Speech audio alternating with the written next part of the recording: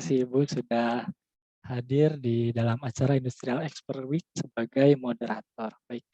Nah, untuk mempersingkat waktu, karena waktu kita sangat terbatas, Ibu, Bapak semuanya, maka akan kita langsung saja mendengarkan pemaparan dan juga diskusi bersama Ibu Irma dan Ibu Ratna.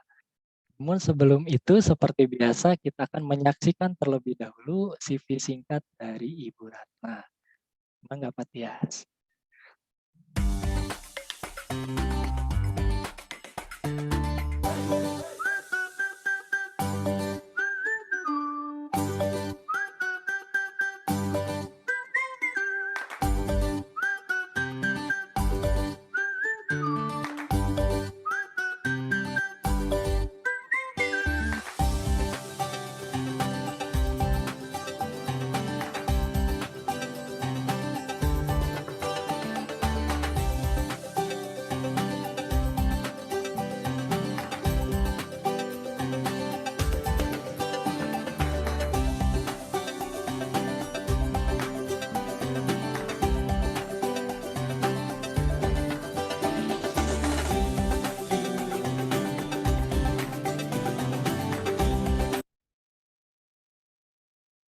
Terima kasih. Baik, untuk selanjutnya, untuk mempersingkat waktu tadi Ibu, maka ruang Zoom dan waktu kami persilahkan kepada Ibu Ratna untuk memandu acara selanjutnya. Mangga Ibu. Salah ya. Semangat Pagi. Pagi. Apa kabar? Baik ya. Mana senyumnya yang paling manis? Kita harus tetap senyum supaya imun, katanya begitu ya. Di sini ada beberapa yang saya sudah kenal namanya ya. Baik. Hari ini kita ngobrol. Ngobrol ya. Jadi kita mau ngobrol, mau mendapatkan cerita. Biasanya katanya kalau orang cerita itu lebih gampang diingat karena dia story, bukan pelajaran, bukan. Jadi kalau saya bilang di masa pandemi ini kita ngobrol gitu ya. Nah, hari ini kita mau dengar nih cerita dari Ibu Irma Aurora ya. Judulnya kayaknya tadi ada sedikit ide baru ya, tiba-tiba muncul gitu, cing, kata Bu Irma, kayaknya aku bikin accelerate aja deh. Oke deh, kita bikin accelerate digital transformation gitu ya. Jadi mengakselerasi gitu ya Bu Irma ya. Nah, saya pengennya itu kalau udah ngobrol ada yang dibawa pulang. Ya, ada yang dibawa pulang. Apanya yang dibawa pulang? Biasanya kalau di kelas saya itu 3 kata kunci. 3 kata kunci. Oleh sebab itu, yuk kita bikin pena, buku. Nah, yuk kita tulis yuk. Hari ini saya dapat 3 kata kunci dari acara kita mulai 1:30 sampai selesai. Nggak usah banyak-banyak, 3. Cari yang baru ya. Kalau yang lama kayaknya nggak seru gitu. Kita kan selalu berinovasi, cari yang baru ya. Nanti nggak saya tagih kok, enggak. Itu mah buat diri sendiri aja. Ya, 3 kata kunci catet. Kalaupun nanti mau, kayaknya ini nggak seru deh, pindah, boleh. Tapi ditulis. Gitu ya. Sepakat ya? Supaya nanti pulang bawa oleh-oleh. Gitu ya. Nah, yuk kita mau dengar bincang-bincang dari Bu Irma. Apa sih sebetulnya yang terjadi? Kita kasih cloud. Sekarang bilangnya bukan floor, cloud, awang-awang kepada Bu Irma. Mangga Bu Irma, silahkan. Oke, terima kasih Bu Ratna. Semangat pagi semuanya. Pagi. Pagi. Ya, Bu Ratna, hari ini tema kita ya nggak jauh-jauh ya dari COVID-19 lagi gitu ya. Kemudian bisnis lagi, ya mungkin mata kuliahnya Bu Ratna juga sekarang ini adalah terkait sama entrepreneur ya. Tadi kalau saya lihat, waduh, pengalamannya banyak sekali ya Bu Ratna ya. dari entrepreneur ya, dari ecopreneur, technopreneur, sociopreneur gitu, komplit ya. Jadi mungkin ini juga mahasiswanya Bu Ratna ini kayaknya juga sudah sangat-sangat familiar dengan entrepreneurship ya, sama bisnis ya.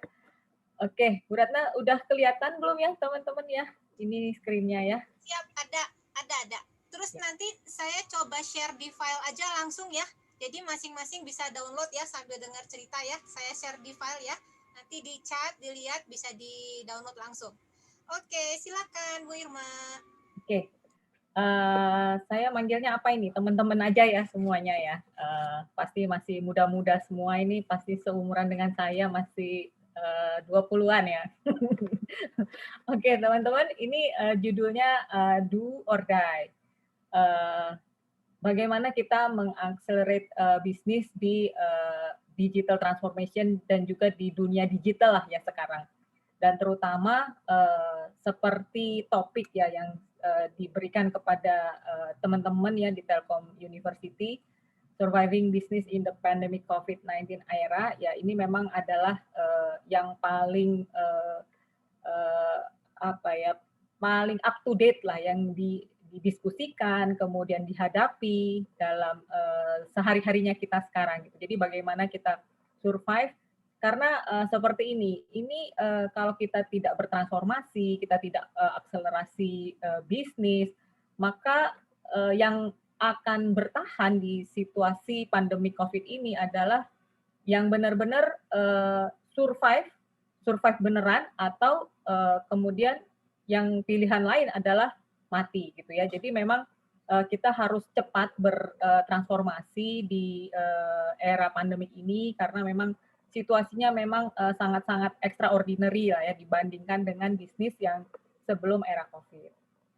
Nah, mungkin kita masuk di sini, kita mau memahami dulu situasinya sekarang seperti apa. Nah, saya yakin juga ini sudah tidak bukan merupakan hal yang baru ya buat kita, karena sudah hampir setahun ya kita mungkin bekerja dari rumah, belajar dari rumah gitu ya, kemudian juga kuliah dari rumah, berbisnis juga mungkin dari rumah gitu ya. Jadi yang kita hadapi sekarang kalau bisa dikatakan dua bagian besar lah ya. Jadi kondisinya sangat-sangat tidak menentu ya. Jadi constant uncertainty. Ini bahkan bukan hanya uncertainty aja yang kita hadapi, ini bahkan constant uncertainty. Artinya ketidakpastian ini sudah jadi semakin panjang ya. Jadi semakin panjang. Tadinya kita berpikir COVID ini mungkin selesai dalam 2 bulan, 3 bulan, 6 bulan gitu ya. Bahkan Bapak Menteri juga mengatakan perkuliahan atau sekolah juga sudah mulai di Januari ya, sebelumnya di tahun lalu ya. Saya ingat Oktober, November gitu. Tapi dan Januari diharapkan anak-anak sudah sebagian sudah bisa kembali ke sekolah gitu. Tapi ternyata surprisingly belum kejadian gitu ya. Jadi kita harus diperpanjang lagi di rumah gitu, dan kemudian kita harus cepat beradaptasi. Dan bagaimana kita tetap bisa hidup dalam kondisi seperti ini, belajar seperti ini, kuliah seperti ini, kemudian bekerja yang tadinya memang kita gampang mendapatkan sesuatu, misalnya pergi ke kantor atau pergi kuliah, ketemu teman-teman gitu ya. Nah, sekarang itu jadi barang yang langka dan mungkin bahkan sampai sekarang belum bisa kita lakukan gitu. Jadi memang banyak sekali hal-hal yang memang berubah dan harus kita hadapi, dan kepastiannya juga sekarang kita dengan adanya vaksin juga masih banyak yang masih bertanya-tanya, ini gimana ya vaksinnya, apakah beneran bisa mengurangi penyebaran penyakit gitu. Masih banyak juga yang masih belum percaya gitu ya. Jadi memang kita dihadapi oleh situasi yang benar-benar tidak pasti gitu ya. Dan kemudian yang kedua adalah loss of interaction gitu ya. Jadi sebenarnya kita tetap berinteraksi ya, tapi semuanya dalam kondisi di rumah dan tidak dalam kondisi yang sama dengan kondisi kita sebelum COVID gitu ya. Nah ini tapi kita tetap harus interkoneksi dengan yang lain gitu ya. Bagaimana kita tetap bisa mempunyai interest, kemudian lifestyle yang memang interconnected dengan orang lain gitu. Nah, di sini juga kemarin juga saya baca ya bahwa memang anak-anak yang sekarang juga dihadapi oleh situasi di mana mereka tidak bisa bertemu oleh dengan teman-temannya, sehingga mental health itu sekarang pun menjadi sesuatu yang memang mulai menjadi isu lah ya, terutama buat anak-anak yang masih belajar di sekolah gitu. Jadi ini adalah situasi yang memang sulit sekarang, tapi kita tidak bisa diam ya, karena kita memang harus beradaptasi dengan situasi yang baru ini. Kira-kira seperti itu situasinya. Nah, dengan situasi seperti itu, jadi terjadi perubahan behavior juga di pelanggannya. Jadi kalau kita berbicara mengenai bisnis, tidak jauh-jauh lagi kita perlu tahu bagaimana perubahan-perubahan yang terjadi dengan pelanggan kita, sehingga kita bisa memahami perubahan behavior mereka dan juga harus beradaptasi bisnis kita dengan perubahan tersebut gitu ya. Nah, di sini ada 5 hal yang coba saya jelaskan gitu ya. Mungkin banyak, tapi ini saya batasi ada 5 hal bagaimana kita bisa memahami perubahan dari customer behavior.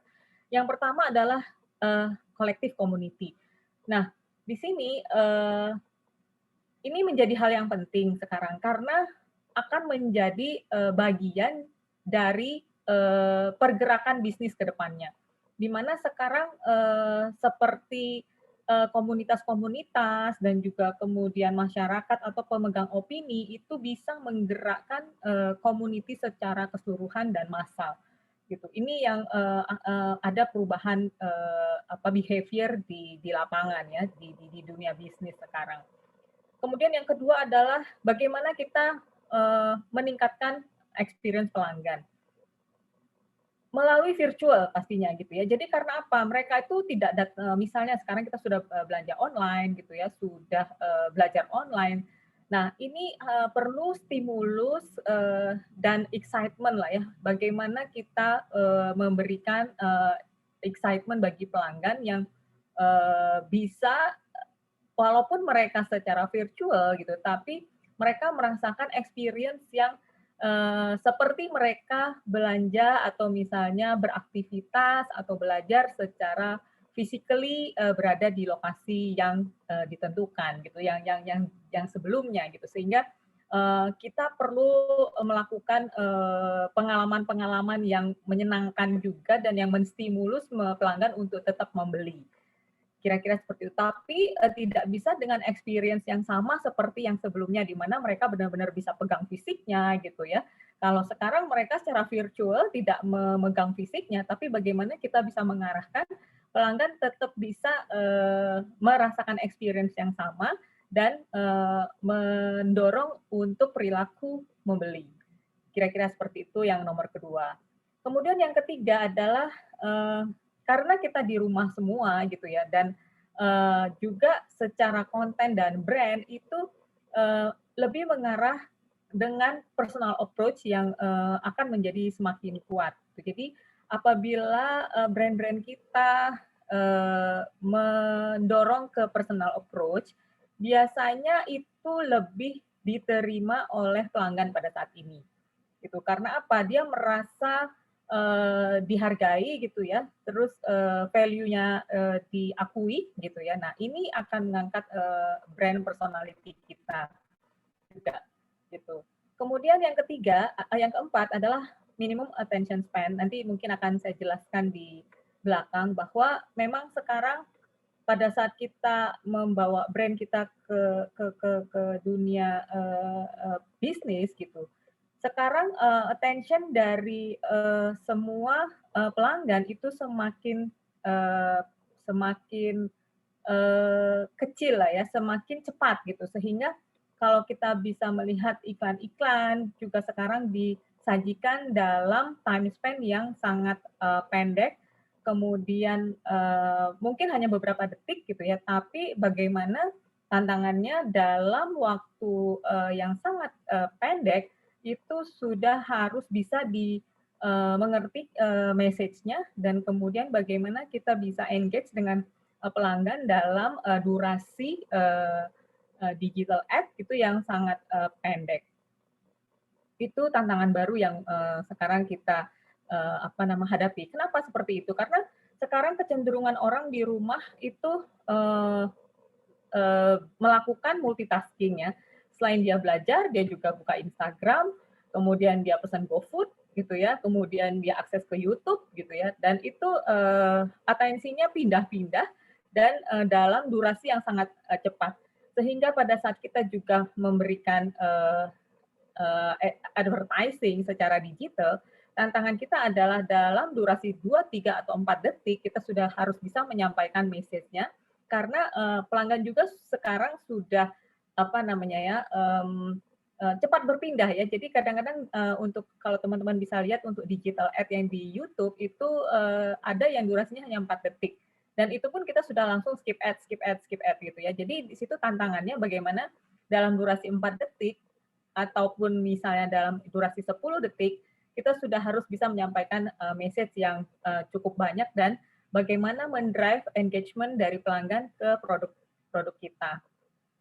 Nah, yang terakhir adalah user generated content. Nah, di sini sekarang yang perubahan yang sangat cepat ya dalam 1 tahun terakhir, di mana people move people, artinya semua yang menggerakkan advertising dan juga yang menulis di lapangan itu sekarang sudah bukan hanya jurnalistik gitu ya. Jadi termasuk key opinion ya, misalnya artis misalnya yang memang dia punya Instagram, kemudian dia punya follower yang banyak, kemudian aksesnya free, kemudian dia bisa meng-guide audience yang cukup banyak. Ini yang menjadi key driver untuk dia bisa dipercaya untuk membawa sesuatu opini yang bisa diterima oleh masyarakat secara kolektif. Nah, itu tadi yang berhubungan juga dengan kolektif community gitu ya. Jadi user generate content saat ini menjadi pemegang peran yang penting untuk bagaimana kita bisa memahami pelanggan dan juga bisa mencari opini yang sebanyak-banyaknya dan juga pelanggan yang sebanyak-banyaknya. Nah, mungkin kalau kita aplikasikan ya, ini saya coba beberapa aplikasi yang kami lakukan juga di Indosat ya. Jadi yang pertama mengenai collective community dan user generating content ini, kami membawanya dalam bentuk virtual.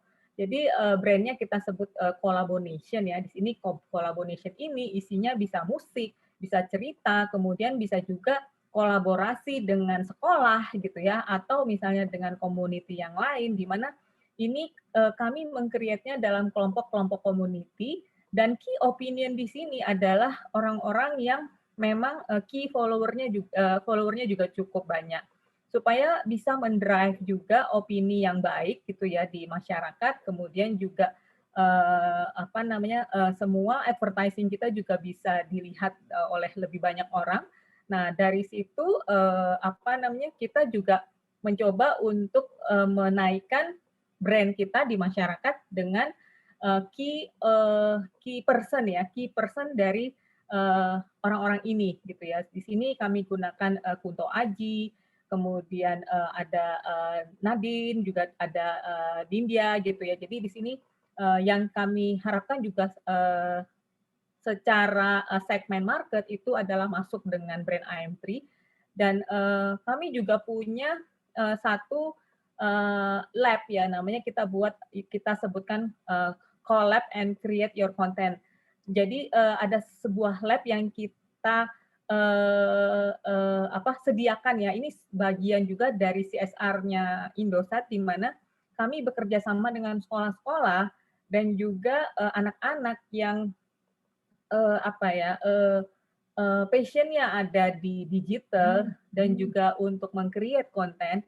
Di sini kami ajak untuk meng-create konten di situ, sehingga mereka juga bisa belajar bagaimana konten itu bisa di-create, kemudian bagaimana mengumpulkan follower di sana sebanyak-banyaknya, dan apabila itu bisa dikomunikasikan ke community-nya, bisa membuat massa yang banyak yang bisa melihat dan juga mungkin konten itu juga bermanfaat buat orang lain. Sehingga apabila kontennya bermanfaat, maka konten itu akan diakses oleh banyak orang. Nah, dengan meng-create sesuatu konten yang sangat baik dan juga dibaca oleh banyak orang, dari situ bisa dilahirkan lagi konten-konten yang lain gitu, sehingga itu sambung menyambung gitu. Nah, kalau sambung menyambung itu akhirnya terjadi engagement antara kita dan community dan juga orang-orang yang mungkin juga menggunakan brand kita, di mana mereka juga merasakan experience yang sama gitu ya, secara natural tanpa ada apa namanya, kalau dulu mungkin pada saat kita meng-create brand, engagement itu tidak merupakan suatu hal yang penting gitu, tapi saat ini engagement ke pelanggan itu sudah sangat penting, dan kalau mereka sudah menjadi digital partner kita, nah itu sustainability-nya juga akan lebih panjang gitu ya. Jadi tidak short term, tapi kita meng-create konten-konten yang memang bisa lebih long term dan juga sehingga pelanggan itu bisa bersama-sama kita dengan jangka yang lebih panjang. Dan sekarang trennya adalah ini benar-benar virtual playground ya kita sebutkan. Jadi ini mungkin bisa diakses bukan hanya orang-orang yang dari Indonesia saja atau dari Jakarta aja gitu ya, tapi juga dari seluruh Indonesia atau bahkan dari internasional gitu. Jadi seperti sebelumnya ini ada kita juga lakukan virtual marathon ya, ini dari Ooredoo Doha, jadi ini dari headquarter-nya Ooredoo yang ada di Doha di Qatar, tapi dia juga meng-engage seluruh pelanggan Ooredoo di seluruh dunia gitu ya, karena Ooredoo ini kan salah satu operator yang punya beberapa cabang lah ya, kita bisa katakan bisa punya branch di beberapa negara. Nah, melakukan virtual marathon ini dan melibatkan seluruh pelanggan Ooredoo. Nah, di sini semua pelanggan merasa ada engagement di sini, mereka merasa senang dan lifestyle-nya juga masuk ya, ada yang berupa maraton gitu, atau ada berupa musik atau cerita, atau juga misalnya digital content creation gitu. Jadi kami mencoba juga untuk lifestyle dan juga behavior pelanggan juga ikut diambil di sini, sehingga emotional engagement itu bisa kita dapatkan gitu. Bagaimana kita menjual produk kita, tapi juga bisa berkaitan dengan engagement dan emotional pelanggan yang bisa kita lakukan dalam waktu jangka yang lebih panjang. Kalau ada pertanyaan mungkin Bu Ratna bisa langsung ya, atau nanti di belakang ya. Aku mau ini dong biar nggak pada ini. Siapa yang tahu artinya Ooredoo? Panggilnya apa sih Bu Irma? Uredo apa Ooredoo? Oh ya, jadi ini bacanya Ooredoo Bu Ratna, teman-teman. Oh iya, Ya. bacanya Ooredoo teman-teman. Ooredoo, kayak rindu gitu ya, kayak gitu, rindu-rindu gitu. Nah, siapa yang tahu artinya? Mungkin dari bahasa Arab ya ini ya. Ada yang tahu artinya nggak? Ntar dikasih hadiah sama saya. Hadiah. Ada nggak Ooredoo artinya tahu nggak? Ayo cepet-cepet cari ke Google. Aku ingin. Cari ke Google, cari-cari. Tadi ada yang udah jawab Bu Ratna. Betul itu. Benar? Benar. Bu Irma ada yang jawab I want gitu, betul? Iya betul. Aku ingin. I want. Si vouchernya Betul, Bu betul. Irma. Nanti coba saya kasih pulsa ya, 100.000. Nomornya berapa Bu Ratna? Nanti saya kasih pulsa deh 100.000. Siap-siap, lanjut. Oke. Oke, tadi kita sudah bicara masalah community, bagaimana konten di-create gitu ya, termasuk juga memang sekarang banyak sekali yang viral ya, viral, begitu di viral itu followernya banyak, yang baca banyak, kemudian sudah brandnya langsung sukses seperti itu ya. Jadi memang community itu jadi key driver saat ini untuk bisa salah satunya untuk bisa menjalankan bisnis yang lebih cepat juga di dunia digital ya. Kemudian yang kedua itu bagaimana enhance experience. Nah, enhance experience ini juga menjadi salah satu kunci ya, karena tadi kita sekarang ada semuanya di dunia virtual. Kemudian bagaimana kita bisa menghadirkan experience physical tapi di virtual. Nah, di sini aplikasinya di Indosat kita menggunakan experience ini terutama untuk apa ya, customer service lah ya, bagaimana kita melayani pelanggan secara digital. Karena ini memang cepat sekali kami bangun dalam waktu beberapa bulan setelah COVID ada ya menjadi pandemi lah ya di dunia. Sehingga pelanggan-pelanggan itu tidak bisa datang ke gerai kami, misalnya untuk mengganti kartu, kemudian untuk mengecek, mengaktifkan feature gitu ya. Kadang-kadang juga mengupdate promo-promo gitu. Dulu kami lakukan semua melalui physically dan juga melalui gerai, tapi pelanggan akhirnya di rumah saja sehingga kami kesulitan gitu bagaimana untuk bisa mengakses pelanggan dan juga melayani pelanggan secara virtual. Nah, di sini kami luncurkan satu produk yang namanya Indira ya. Indira itu adalah Indosat Uridu digital representatif lah ya untuk bisa melayani pelanggan itu dimanapun gitu secara digital. Nah, di sini kami mencoba pelanggan juga bisa mengakses layanan ini melalui Twitter, melalui FB, dan juga website gitu ya, tanpa mereka datang ke gerai. Tapi mereka bisa langsung seolah-olah berbicara dengan customer service gitu, jadi secara virtual. Tapi mereka merasa tetap terlayani dengan baik gitu ya, sama persis rasanya dengan mereka datang ke gerai.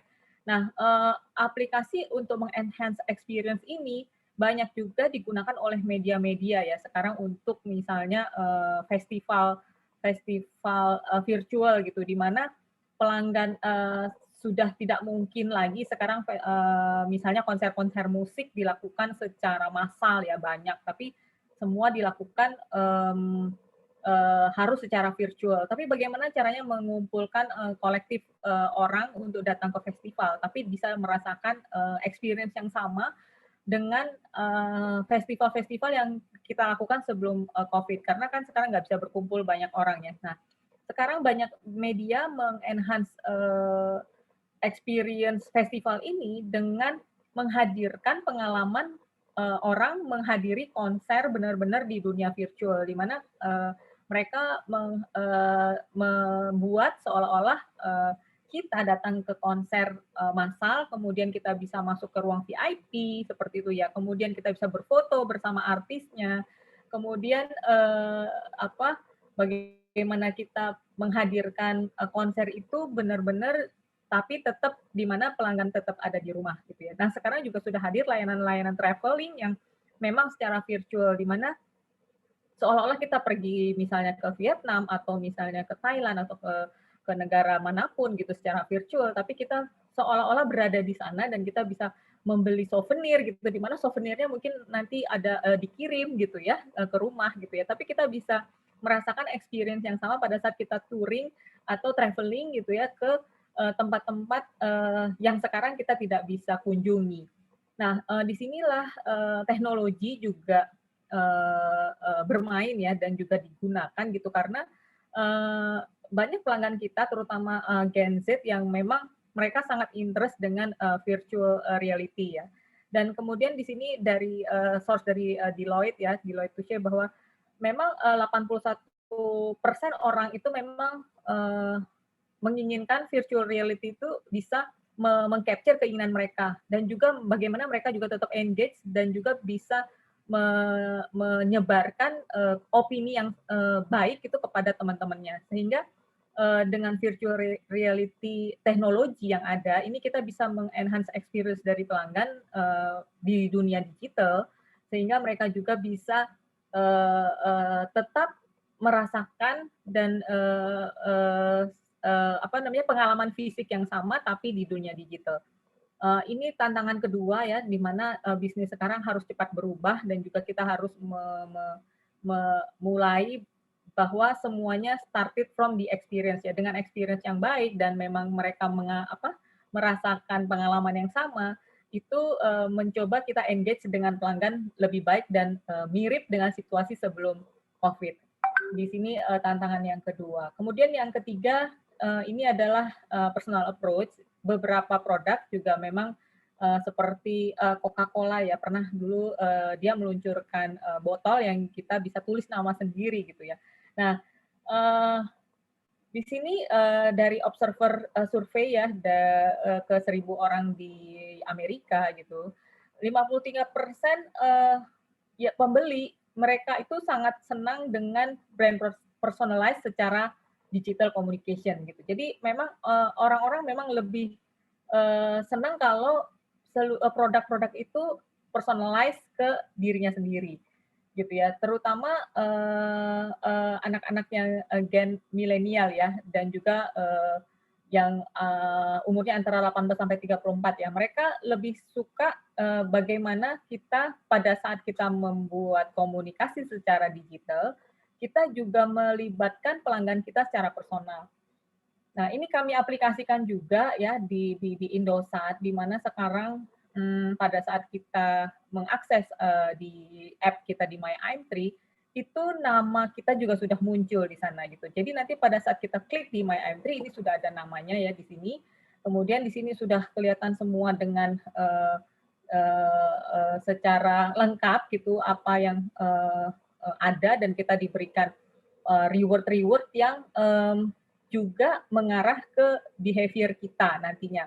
Kadang-kadang kalau kita mengklik misalnya kita sering sport apa segala macam, kadang di penawaran-penawaran yang ada ini langsung juga behavior pelanggan itu langsung di-capture sekarang, sehingga pada saat offering hadiah-hadiah ini dengan men-tracing behavior pelanggan, kita sudah diarahkan ke hadiah-hadiah yang memang terkait dengan interest kita gitu, lifestyle kita. Jadi di sini teknologi juga berperan gitu, di mana pada saat kita engage dengan gadget kita gitu, apapun yang misalnya situs-situs misalnya yang kita akses gitu, itu sekaligus meng-capture behavior kita, kesenangan kita di mana, misalnya kita senang olahraga, maka kita akan diarahkan ke iklan-iklan yang terkait dengan olahraga. Ataupun misalnya kita senang musik gitu ya, nah ini langsung yang ditawarkan ke kita adalah yang terkait dengan musik. Jadi di sini personal approach itu dan behavior pelanggan itu secara digital saat ini juga sudah bisa di-capture ya, dengan beberapa konten-konten juga yang diakses oleh pelanggan kita melalui handphone. Jadi memang teknologi berperan lagi di sini ya, karena yang tadinya memang kita tidak bisa meng-capture behavior pelanggan, tapi dengan bantuan teknologi dan handphone yang sekarang diakses oleh semua orang, itu bisa terjadi gitu ya. Jadi behavior kita sehari-hari pun sudah bisa ada database yang bisa dimanfaatkan gitu untuk kebutuhan yang secara personally cocok untuk pelanggan gitu, yang memang menjadi kesenangan lifestyle nature-nya seperti apa, itu yang ditawarkan. Nah, kemudian yang keempat tadi ya minimum attention span. Jadi memang menurut penelitian ini dari National Center Biotechnology Information dari US, bahwa memang time span orang untuk memperhatikan sesuatu ya. Jadi bukan hanya iklan, tapi dalam hal membaca, dalam hal apapun itu semakin singkat gitu ya. Tahun 2000 kalau di sini dilihat bahwa average attention span itu tahun 2000 masih 12 detik, tapi di 2015 sudah turun lagi menjadi 8,25 detik gitu. Terus kemudian karena apa ya? Jadi kita itu behavior-nya memang sudah multitasking ya, di mana pada saat kita misalnya bekerja, kita harus mencek email gitu ya 30 kali dalam 1 jam gitu ya. Itu secara tanpa kita sadari, tapi ini sudah dari hasil penelitian di US gitu ya. Kemudian sambil kita juga terima telepon, kemudian kita juga harus arrange meeting, kemudian kita harus arrange menjawab email, kemudian juga kita harus ya tadi ya mungkin melihat Instagram, melihat Facebook, atau juga mungkin mengorder makanan gitu. Sehingga bagaimana kita tantangannya adalah membuat advertising yang bisa hold attention dari pelanggan kita dalam kurang dari 4 sampai 5 detik gitu.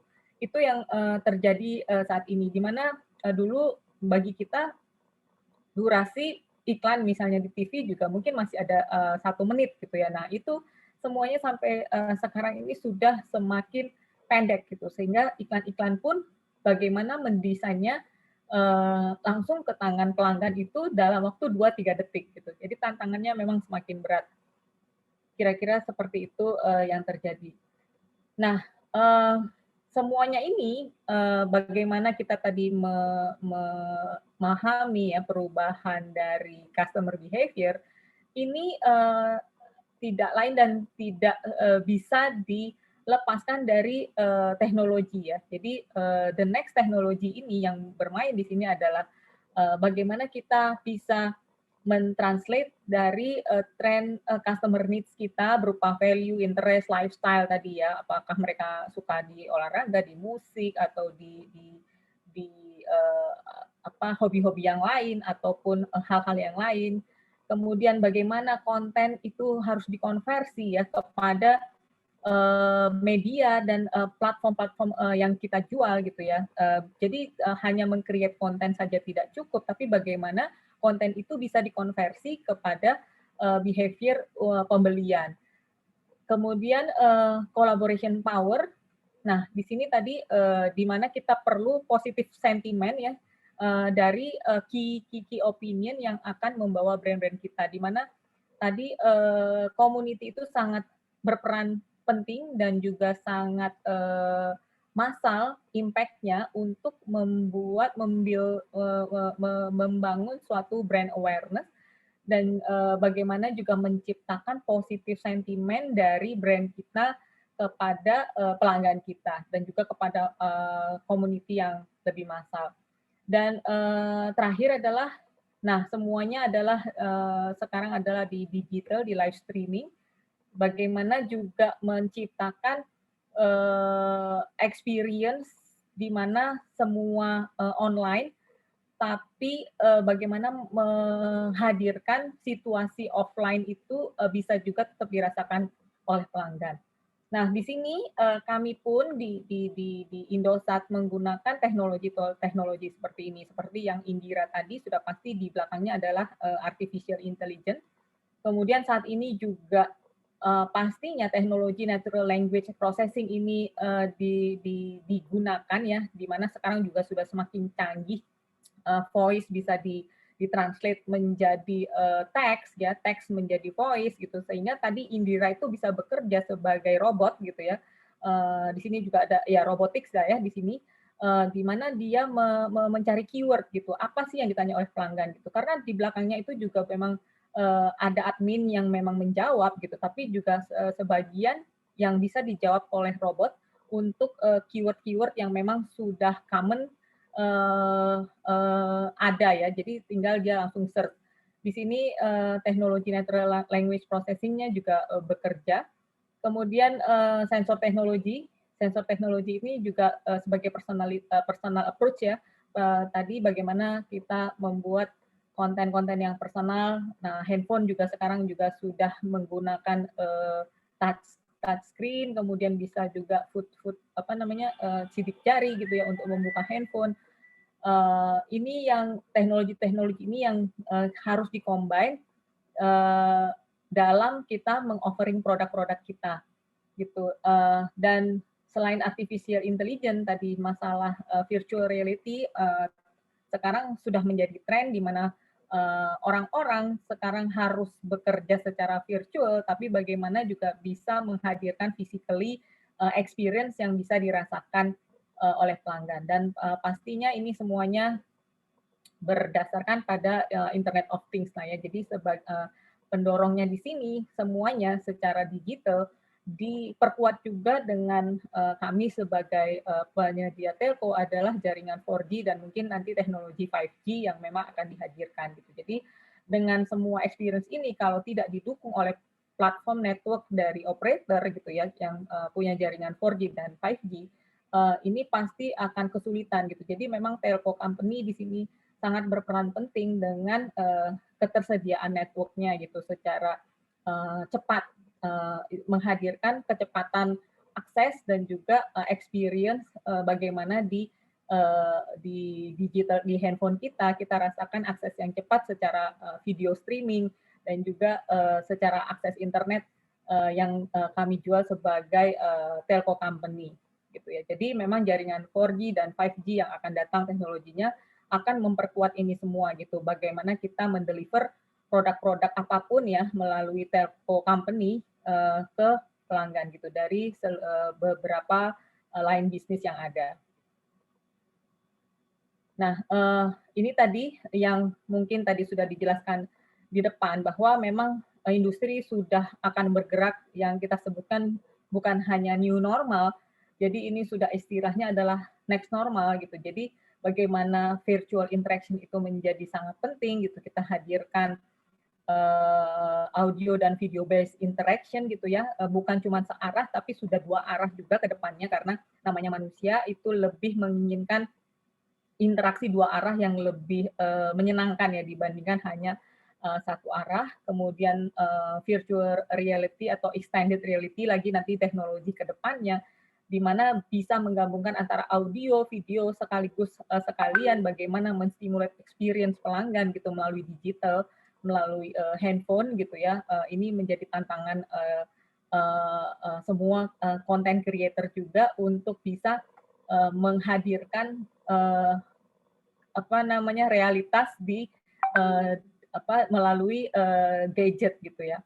Kemudian yang ketiga tadi people as media, kita menghadirkan key opinion yang bisa membawa sentimen positif gitu ya untuk menawarkan produk-produk kita melalui media dan ini benar-benar borderless interaction dan bisa juga dijangkau bukan hanya di Jakarta ya. Jadi misalnya kalau kita juga konser itu ternyata juga minggu lalu juga ada dari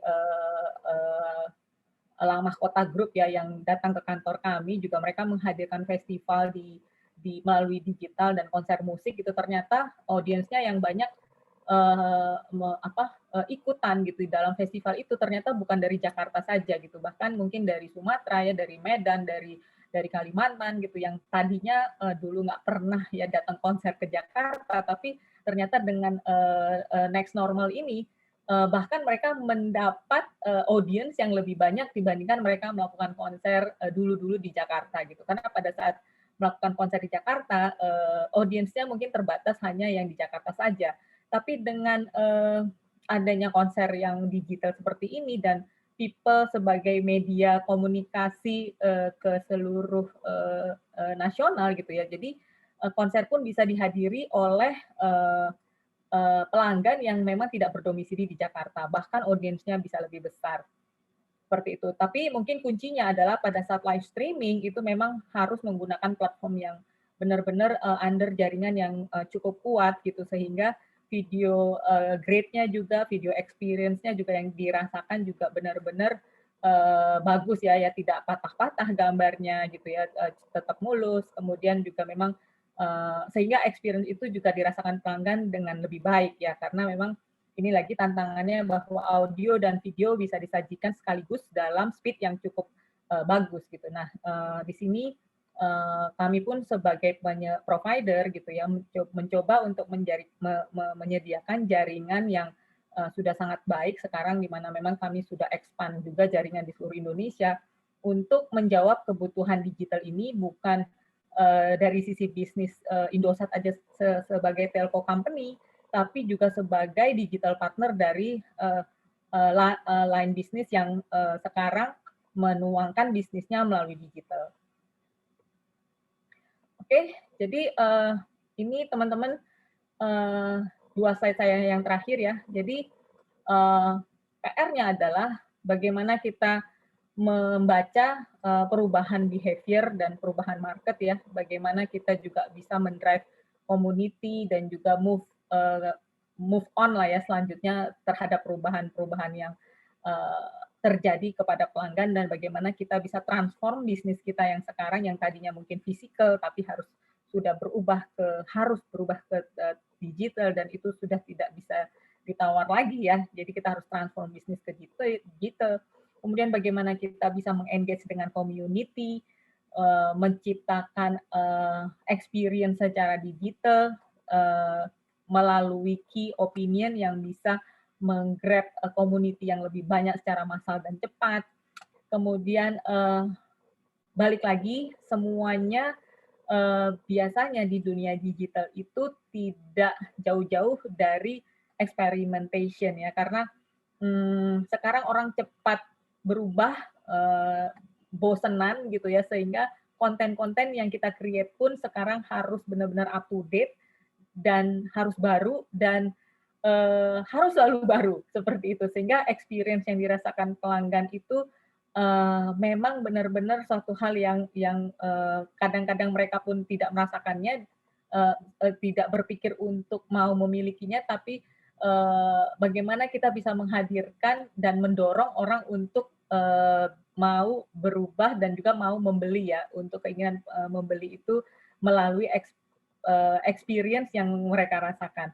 Nah, kenapa di sini dikatakan eksperimental? Karena ya tadi karena perubahan itu sangat cepat saat ini, sehingga setiap saat kita harus mencoba eksperimen-eksperimen baru, di mana kalau sesuatu katakan kurang menjual gitu atau bisa dikatakan gagal, maka kita juga tidak boleh berhenti di situ, tapi kita tetap harus mencoba lagi hal yang baru, apalagi yang mungkin bisa menarik pelanggan untuk eksperimen atau experience yang baru yang mungkin menarik bagi mereka. Dan terakhir adalah tadi saya katakan bahwa semuanya ini pada saat menghadirkan ke pelanggan dalam bentuk digital ini tidak bisa terlepas dari teknologi, sehingga dari sisi company kita juga harus engage dengan teknologi-teknologi baru, sehingga kita bisa menghadirkan produk-produk kita itu yang juga bisa dikaitkan dengan teknologi yang paling up to date lah yang sekarang. Nah, ini sebagai key takeaways-nya teman-teman, slide terakhir saya, bahwa di tengah-tengah ketidakpastian gitu ya, ada 3 hal yang memang harus menjadi dasar bagi bisnis selain strategi di mana kita harus quick adapt dengan situasi yang ada, dan memang selalu di tengah-tengah krisis selalu pasti ada kesempatan ya, asal kita bisa mempunyai mindset bahwa hari esok itu harus lebih baik daripada hari sekarang gitu ya. Jadi harus ada growth mindset bahwa kita memang harus selalu growth. Itu yang juga menjadi salah satu strategi di Indosat, bahwa semua kami harus beat your yesterday gitu ya. Jadi kita harus selalu lebih baik dari hari kemarin gitu. Jadi mindset itu yang kami coba tanamkan ke seluruh stakeholders juga di internal. Kemudian tentunya dengan kondisi tadi ketidakpastian dan juga complexity yang kita kerjakan gitu, kita membutuhkan leadership di mana kita perlu memprioritaskan action-action kita ke hal-hal yang benar-benar yang paling produktif gitu. Artinya juga harus lebih kreatif dan juga harus cepat berubah dengan segala eksperimen yang kita kerjakan di sehari-hari gitu, sehingga pada saat kita ada kegagalan kita harus cepat take up dan juga harus langsung berubah dan beradaptasi dengan hal yang baru yang mungkin sudah berubah lagi gitu ya. Dan dari sisi eksekusi sudah pasti tadi kita working with community, with partners itu menjadi suatu hal yang menjadi sangat powerful saat ini gitu ya. Dulu kita hanya bekerja mungkin hanya satu company, tapi kita sekarang sudah harus berpartner juga dengan yang lain gitu. Jadi seperti tadi Indosat bukan hanya sekedar telco company, tapi juga sebagai digital partner, di mana kita juga menggandeng partner-partner digital seperti YouTube, seperti Facebook masuk ke jaringan kita, dan bagaimana kita menawarkan juga produk-produk kita di digital partner yang ada seperti itu. Dan tentunya dengan sekarang kondisi ekonomi yang sedang tidak menentu dan dalam kondisi krisis, kontrol terhadap cost itu sudah sangat penting. Bagaimana juga kita menjalankan bisnis sangat efisien karena kita harus survive dalam waktu yang lebih panjang lagi gitu. Karena krisis ini rasanya juga mungkin tidak bisa dalam waktu singkat ya berlalu gitu. Mudah-mudahan kita berdoa cepat berlalu, tapi mungkin kita tetap perlu survive dalam kondisi krisis seperti ini gitu, supaya kita juga tetap bisa menopang ekonomi secara nasional dan kita juga bisa membantu ekonomi menjadi kembali lagi normal seperti dulu gitu, walaupun mungkin waktunya tidak bisa dikatakan jangka pendek gitu, sehingga kita perlu nafas yang cukup panjang sehingga untuk cost efisiensi dan juga resource yang dibutuhkan dalam eksekusi itu merupakan key driver lah ya yang perlu kita perhatikan dalam hal eksekusi.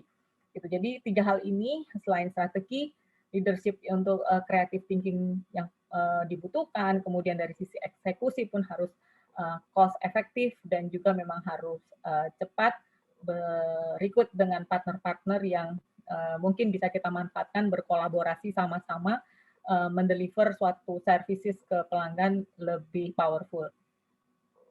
Oke, kira-kira slide saya sampai di sini. Kalau ada yang mau ditanyakan, saya persilakan. Terima kasih kepada Ibu Irma. Dengar suara saya nggak ya? Dengar. Oh, oke. Tadi saya agak sedikit nakal-nakal gitu selagi Bu Irma lagi cerita-cerita, terus aku nanya di chat ya, pertanyaannya agak-agak nakal, agak-agak iseng gitu ya. Kenapa sih Indosat pakai warna nuansa kuning? Ayo kenapa? Nah, ini ada beberapa jawabnya nih Bu Irma. Ya. Warnanya cerah, artinya ceria, semangat. Ada lagi yang jawab, kalau merah udah punya provider tetangga sebelah, WK. Kemudian lagi ada cerah, semangat. Kemudian lagi dari dulunya mentari, Bu. Oh, ternyata matahari itu identik dengan kuning ya, bukan hijau. Hijau itu daun gitu ya, beda ya.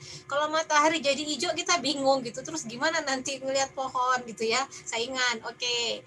Kemudian ada lagi warna kuning mewakili Indosat, merahnya identitas Uridu yang jadi induknya. Kemudian ada lagi warna kuning sama dengan komunikasi, mewakili komunikasi. Apa iya? Yuk kita tanya yuk yang punya logo. Ya, jadi memang Bu Ratna itu logo kita memang sekarang sudah berganti jadi merah gitu ya, karena Uridu itu di induknya itu memang tulisannya merah gitu ya. Nah ini memang kita merge dengan kuning, memang dari dulu kita dikatakan operator warna kuning ya. Kalau merah ya betul tuh yang sebelah gitu ya. Tapi Indosat itu pasti dibilang si kuning gitu ya kita ya di pasar. Dan memang kita juga iklan-iklan kita di pasar juga lebih nuansanya kuning. Kuning itu kenapa?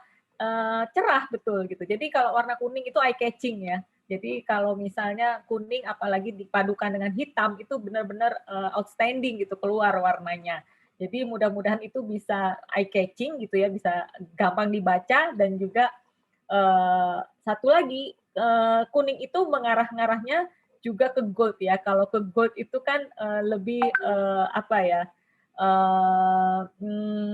Menarik lah ya, pasti warna-warna gold itu ya. Nah itu pilihan kuning, kenapa kuning? Memang awalnya memang tadinya dari Mentari ya brandnya, jadi kita bawa sampai sekarang. Benar semua kayaknya jawabannya. Ore, benar semua, pintar-pintar ya. Terima kasih yang sudah menjawab. Terus ada lagi nih pertanyaan Bu Irma. Nih. Kan perusahaan itu kan harus punya tujuan ya. Tujuan itu ada yang kalau kita belajar strategic management itu ada tujuan jangka pendek, short term, ada tujuan jangka menengah, mid term, ada tujuan jangka panjang, long term ya. Biasanya dibagi 1, 3, 5 kalau teorinya mah begitu kita di kelas. Nah, kalau misalnya tujuannya ini udah dibikin panjang gitu ya, terutama tapi ternyata lingkungannya terus berubah-berubah begitu, terus gimana ya untuk bisa mencapai, apakah settingnya dirubah atau gimana gitu. Mungkin cerita pengalamannya Bu Irma, tiba-tiba yang tadinya bikin strategi planning setahun nggak bisa deh, kayaknya sekarang seminggu deh, apa iya gitu, beneran nggak? Yuk tanya yuk. Ya tepat sekali ya. Kalau dulu mungkin kita buat strategic planning itu untuk 3 years ya, 3 years business plan gitu ya. Kita punya dulu yang jangka panjang 3 years dan mungkin yang setahun at least gitu ya.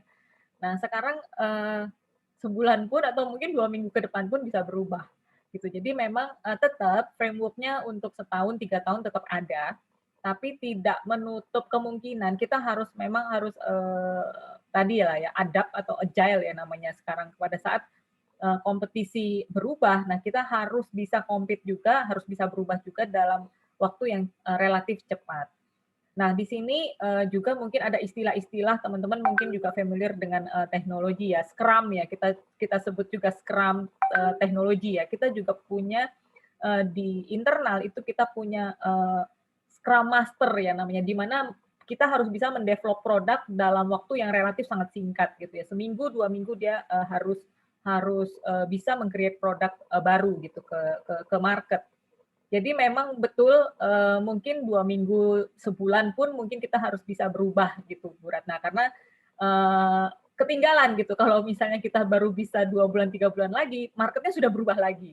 Nah itu udah yang kita create yang harusnya memang di-launch sebulan yang lalu gitu loh, tapi karena kita mungkin baru bisa meng-create 2-3 bulan, itu sudah out of date lagi gitu, sehingga pada saat kita luncurkan ke market itu sudah nggak bisa diterima karena apa, orang lain sudah berubah lagi gitu. Jadi memang tadi di internal pun kita punya grup-grup yang memang harus bekerja dengan sangat cepat untuk bisa compete dengan dan beradaptasi dengan perubahan-perubahan yang ada sekarang. Persis seperti itu, memang harus cepat berubah. Ya. Jadi bikin perencanaan sekarang berapa lama Bu Irma? Kita sekarang paling cepat quarterly ya, 3 bulan. Paling cepat gitu. Tapi tidak menutup kemungkinan setiap bulan kita punya program-program yang kita bisa katakan short term ya, yang mungkin kita tetap bisa luncurkan sebulan 2 bulan, kemudian 2 bulan lagi harus berubah. Kira-kira seperti itu. Iya, karena sekarang ini banyak sekali ya yang harus alert gitu ya, peka. Yuk, ada lagi nih. Kayaknya sekarang ini orang pada lesu, letoy, lelah gitu ya. Winta mau tanya langsung, Win? Yuk. Mana? Boleh Bu. Ayah. Supaya nggak lesu, letoy, lemes gitu loh, LMS. Yuk, tanya yuk, Bu Irma yuk. Bu Irma kan tadi sempat bilang ya kayak kita nih harus mau growth gitu kan di walaupun di tengah pandemik gini tuh pasti ada peluang yang bikin kita bisa growth juga. Nah, tapi mungkin nggak semua orang mungkin punya perasaan yang sama kayak jadi kan kita di rumah terus nih kan ya kan WFH gitu kan, di rumah terus orang-orang jadi mikirnya kayak di rumah mulu hampir mau udah setahun ya berarti mau di rumah terus gitu. Jadi kan kayak pasti mereka tuh lesu kayak nggak gimana nih kapan selesainya, kayak pikiran tuh nggak fokus dan lain sebagainya. Itu tuh kan mungkin ada karyawan yang seperti itu gitu. Nah kira-kira perusahaan gimana Indosat nih gimana cara menyelesaikannya itu ya Bu, karena kan keinginan untuk growth itu kan adalah salah satu faktor yang bikin ada corporate entrepreneur gitu di perusahaan gitu. Gimana, apa yang perusahaan lakukan seperti itu? Makasih. Ya. Thank you Dewinta. Yuk kita mau tanya pengalamannya Bu Irma. Yuk gimana sih caranya supaya orang letoy jadi semangat? Kasih vitamin apa Bu? Ya. Jadi memang setuju Mbak Dewinta ya, memang kita di rumah harus stay at home ya, karena kita memang harus memutus rantai penyakit ini ya, pandemi ini. Tapi yang kami lakukan di internal memang kegiatan-kegiatan memang yang memacu adrenalin, di mana kita memang harus selalu beat yesterday gitu ya. Jadi kami punya satu wadah di mana kami membuat satu grup kita katakan di internal nama programnya Juara ya. Jadi itu terdiri dari tim komersial, tim teknologi, kemudian tim finance gitu, di mana kita berlomba gitu. Tapi masing-masing nih setiap bulan kita dikompetisikan gitu. Jadi dengan kompetisi yang ada kami jadi juga malu gitu ya. Jadi antara grup komersial, grup finance, grup teknologi itu saling bersaing gitu. Kita dibuat sedemikian sehingga kita berkompetisi di internal sendiri. Dan itu rapotnya tiap bulan itu dilaporkan ke board gitu. Sehingga board pun juga tahu kalau misalnya kita capai target atau tidak. Nah, karena capaian ini selalu dimonitor oleh board dan dikompetisikan secara grup gitu ya, itu membuat kami tetap bersemangat, dan kalau misalnya performance-nya turun itu jadinya dilihat oleh semua orang gitu ya. Jadi ada efek malu dan efek yang nggak mau kalah gitu ya. Nah itu situasi kompetisi itu yang diciptakan di internal. Tapi tidak terlepas dari pada saat kita juga growth, bukan berarti karena memang situasinya sangat sulit gitu ya. Untuk mencapai target mungkin saat ini juga banyak yang tidak capai targetnya. Nah, ekspektasi manajemen adalah kita harus tetap growth. Growth aja sudah cukup gitu. Jadi dengan kita diapresiasi hanya dari growth, dan hadiahnya cukup menarik juga buat kita. Setiap bulan kita diberikan hadiah-hadiah yang untuk yang winnernya ya, bisa dikatakan winner. Dan ini jangka pendek, jadi sebulan-sebulan, sehingga kita bisa merasakan reward itu dalam tempo bulanan. Itu yang membuat kita tetap harus growth setiap bulan. Nah, sampai dengan akhir tahun ternyata kita nggak sadar ya, ternyata ini udah setahun gitu ya, dan kita growth-nya karena bulan per bulan dimonitor dan hanya dituntut sedikit gitu ya, sedikit, dan kita pun tidak capai target tapi kita tetap diapresiasi. Nah, itu mendorong kita untuk tetap growth. Nah, di awal-awal ini pada saat COVID awal itu susah sekali ya untuk mencapai growth aja juga sulit gitu ya. Bahkan kan mungkin bisnis turun gitu ya. Tapi karena kita dipacu, nggak apa-apa growth-nya 0,5% aja gitu ya. Tapi ternyata kita bisa deliver 1%. Nah, karena kita bisa deliver 1%, bulan berikutnya akhirnya kita bisa deliver 1,5%.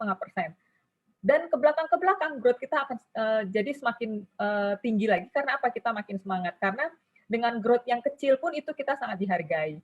Seperti itu. Jadi memang semangat-semangat itu dan reward tentunya ya, yang mungkin ditawarkan kepada yang memang bisa mendeliver growth. Yang tidak deliver, tetap memang tidak mendapatkan reward gitu. Sehingga dengan menciptakan kompetisi growth ini, yang membuat kita semua sama-sama bergerak untuk sama-sama growth. Cukup menarik gitu loh, karena memang ada kompetisinya. Seperti itu, Mbak. Gitu, Mbak. Coba aku mau nyambung dong, itu kan versinya Indosat ya. Aku versinya Tell You, boleh ya? Bagaimana menyemangati yang letoy? Mau nggak denger ceritaku? Boleh Bu, boleh. Yuk, aku share screen dulu yuk. Share screen ya. Ya, nih ceritanya nih. Kemarin kan aku baca koran ya, persis sama seperti yang kita ceritakan letoy, luluh lantak. Bisa lihat share screenku? Bisa lihat nggak? Bisa Bu. Bisa. Nah ini Kompas edisi kemarin nih, Senin nih. Sekarang kan baru tanggal 6 nih ya. Nih aku kecil-kecilin nih ya. Aduh, tuh lihat tuh. Nah, bisa lihat ya. Nih pakai tangan nih. Kisah karyawan. Bisa baca nggak? Gede ini, kisah karyawan. Nih, tuh ya. Jadi ceritanya ini adalah maskapai penerbangan American Airlines Group ya. Sama tadi pertanyaannya, ini juga coba lihat deh itu kursinya, ada kupingnya nggak? Tuh, ada kupingnya tuh ya. Ini kursi CEO nih, tapi di sebelahnya ada kuping. Kenapa? Yuk kita dengar ceritanya yuk. Saya nggak akan baca semuanya ya. nih ceritanya nih. CEO America West Airlines Douglas Parker pusing saat mulai memimpin maskapai itu, apalagi 10 hari kemudian terjadi serangan 11 September 2001. Wow, 20 tahun yang lalu nih ceritanya ya. Tapi sangat relevan dengan sekarang kita 20 tahun kemudian. Ia harus menyelamatkan perusahaan. Apa motivasinya bekerja keras menyelamatkan perusahaan? Nah, ada kisah seorang pramugari. Parker merasa tertekan, ia bahkan sempat berpikir bakal menjadi CEO dengan periode paling singkat dan paling tidak sukses dalam sejarah. Ia berhitung dan menekuni angka-angka untuk menyelamatkan maskapai.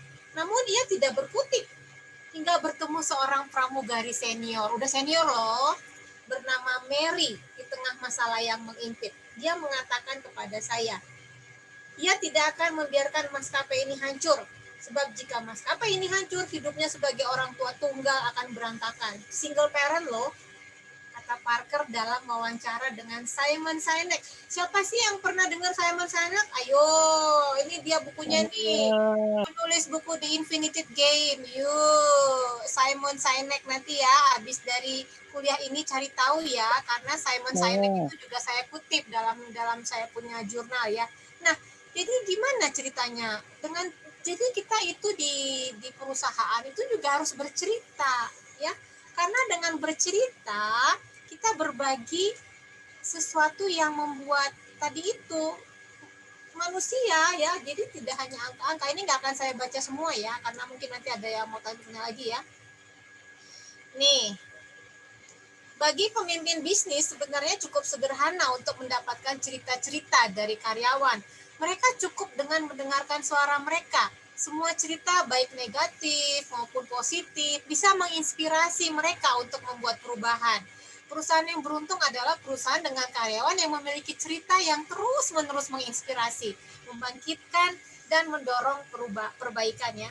Salah satu yang perlu dibangun di dalam perusahaan adalah suasana yang membuat karyawan terbuka dan senang bercerita. Mereka bisa bercerita apapun, masalah pribadi, keluarga, pengalaman masa lalu, pengalaman semasa liburan, dan lain-lain. Satu di antara berbagai cerita mereka pasti akan menginspirasi. Nah, di kalangan pengamat pemasaran juga muncul istilah the power of employee stories. Jadi sering-sering cerita gitu ya, karena cerita itu membuat kita, loh ternyata ada itu loh gitu ya. Nah, yuk saya stop share, saya masuk lagi ke chat. Izin bertanya, udah ya tadi ya. Oh, Mbak Eva nih, Mbak Eva mau langsung, Mbak Eva yuk, Indosat sebagai salah satu telco company yang cukup besar, yuk, Mbak Eva mau langsung, mangga. Ya, boleh Bu, terima kasih. Iya Bu, jadi mungkin kurang lebih sedikit nyerempet dengan pertanyaan sebelumnya sih, jadi agak-agak nyambung dan juga dengan apa yang ditampilkan oleh Bu Ratna barusan gitu. Jadi kaitannya dengan saat ini kan, enggak saat ini juga sih, maksudnya perusahaan itu kan memang harus terus mengadaptasikan diri dengan perubahan-perubahan yang ada di sekitarnya gitu ya. Nah kemudian karena Indosat itu kan telco company yang cukup besar gitu ya Bu, dengan mungkin apa namanya, karyawannya juga banyak. Nah itu ketika misalnya men-generate sebuah perubahan, itu ada resistensi nggak Bu dari karyawannya? Nah kemudian kalau misalnya ada resistensi itu seperti apa ininya, apa namanya, menghadapinya gitu dan penyelesaiannya itu seperti apa? Karena ketika tadi saya ikut sesi yang sebelumnya, yang sesi pagi, kebetulan apa namanya, perusahaan yang dibahas itu startup gitu. Jadi kan itu memang sudah apa namanya, lean business model ya si perusahaannya itu, di mana apa namanya, si besarnya perusahaan itu tuh bukan jadi satu prioritas, tapi maksudnya jumlah karyawannya itu bukan menjadi satu prioritas, besar atau kecil, tapi yang penting dari perusahaan itu adalah fleksibilitas gitu. Nah, beliau itu ketika menghadapi perubahan saat pandemi yang dilakukan itu adalah ini gaya leadership-nya yang berubah. Jadi leadership-nya itu menjadi lebih strict karena untuk kayak mengontrol orang-orang yang kerjanya dari rumah gitu dengan kondisi yang sekarang yang harus disesuaikan. Nah, kalau dari Indosat sendiri itu seperti apa gitu, Bu? Terima kasih. Ya, oke. Jadi memang awal-awal pandemi itu memang kita kaget semua ya, dan memang dalam waktu cepat kita harus bisa beradaptasi dengan bekerja dari rumah. Kemudian, tapi beruntungnya karena Indosat itu telco company dan dari dulu juga kita sudah berbasis teknologi ya, jadi meeting jarak jauh gitu, terus dan kita kan juga punya kantor di seluruh Indonesia ya, jadi meeting yang memang melalui Zoom atau MS Teams itu sudah kami lakukan memang sebelum pandemik ini ada gitu. Jadi pada saat ada pandemik dan kami disuruh di rumah itu benar-benar kami sudah siap gitu loh. Jadi memang tadi masalah fleksibilitas jam kerja itu pun sudah kami lakukan sudah bertahun-tahun. Jadi memang behavior digital itu karena kami kebetulan memang telco company gitu ya. Jadi memang kami benar-benar siap dengan itu gitu sehingga resistensi pegawai dan juga bagaimana kita benar-benar harus adapt, terutama sebenarnya yang lebih sulit adalah tim finance ya, karena mereka kan harus berhadapan dengan dokumen ya, dan mereka tidak ada di kantor pada saat itu. Tapi dengan cepatnya semua dokumen-dokumen itu kita siapkan dalam bentuk digital sign gitu. Jadi benar-benar kita nggak boleh ke kantor sama sekali gitu. Yang memang sangat benar-benar berubah itu adalah benar-benar yang benar unit-unit kerja yang memang harus physically berinteraksi gitu ya. Jadi tapi ya tadi karena kami sudah biasa meeting dengan virtual gitu ya dan memang teknologi dan fasilitasnya juga tersedia di kantor sehingga itu memang tidak ada resistensi. Bahkan seneng gitu ya bekerja dari rumah ternyata bisa gitu ya. Itu kita surprisingly gitu ya. Jadi tadinya memang meeting nggak ada satupun leader kami yang mengharapkan kami datang ke kantor. Itu pun mendukung gitu. Karena kalau misalnya leader tetap berharap bahwa kamu nggak bisa kerja dari rumah, kamu harus ke kantor, kita harus ketemu. Kalau misalnya leadernya seperti itu pasti juga tidak tercipta environment kita bisa bekerja dengan nyaman lah ya. Karena apa? Tiap-tiap harus dipanggil ke kantor. Tapi itu tidak terjadi gitu ya. Jadi leader pun mendukung bahwa kita memang tetap harus digital way ya, way of working-nya itu harus memang digitally. Seperti itu sih Mbak. Nah tadi yang diceritakan oleh Bu Ratna masalah yang tadi ya yang di Kompas tadi itu pun terjadi di kantor kami ya. Tadi termasuk jadi menjawab saya jadi kepikiran juga tuh experience kita di kantor yang tadi pertanyaannya Mbak Dewinta. Gimana caranya orang udah lesu nih, tapi kita bisa membangkitkan semangat karyawan lagi seperti apa? Tiap Jumat kita punya acara yang engage dengan seluruh karyawan. Jadi bagaimana tadi kita bisa menciptakan experience dan lifestyle kita itu tidak berubah seperti kita memang ada di kantor.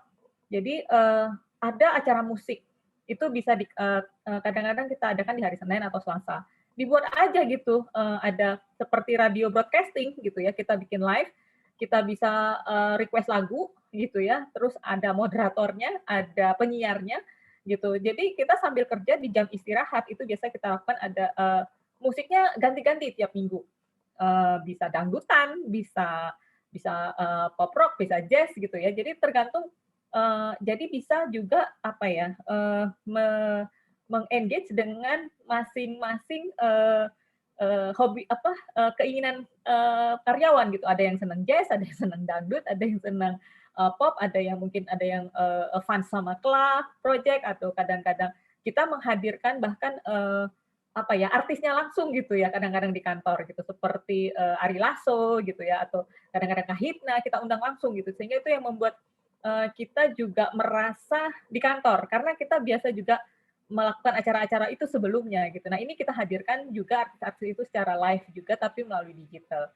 Begitu sih. Nah kemudian juga ada acara-acara kita sports virtual yang juga memang kita lakukan. Jadi tadinya memang kayak 17-an ya, atau misalnya ulang tahun Indosat ya pada saat itu.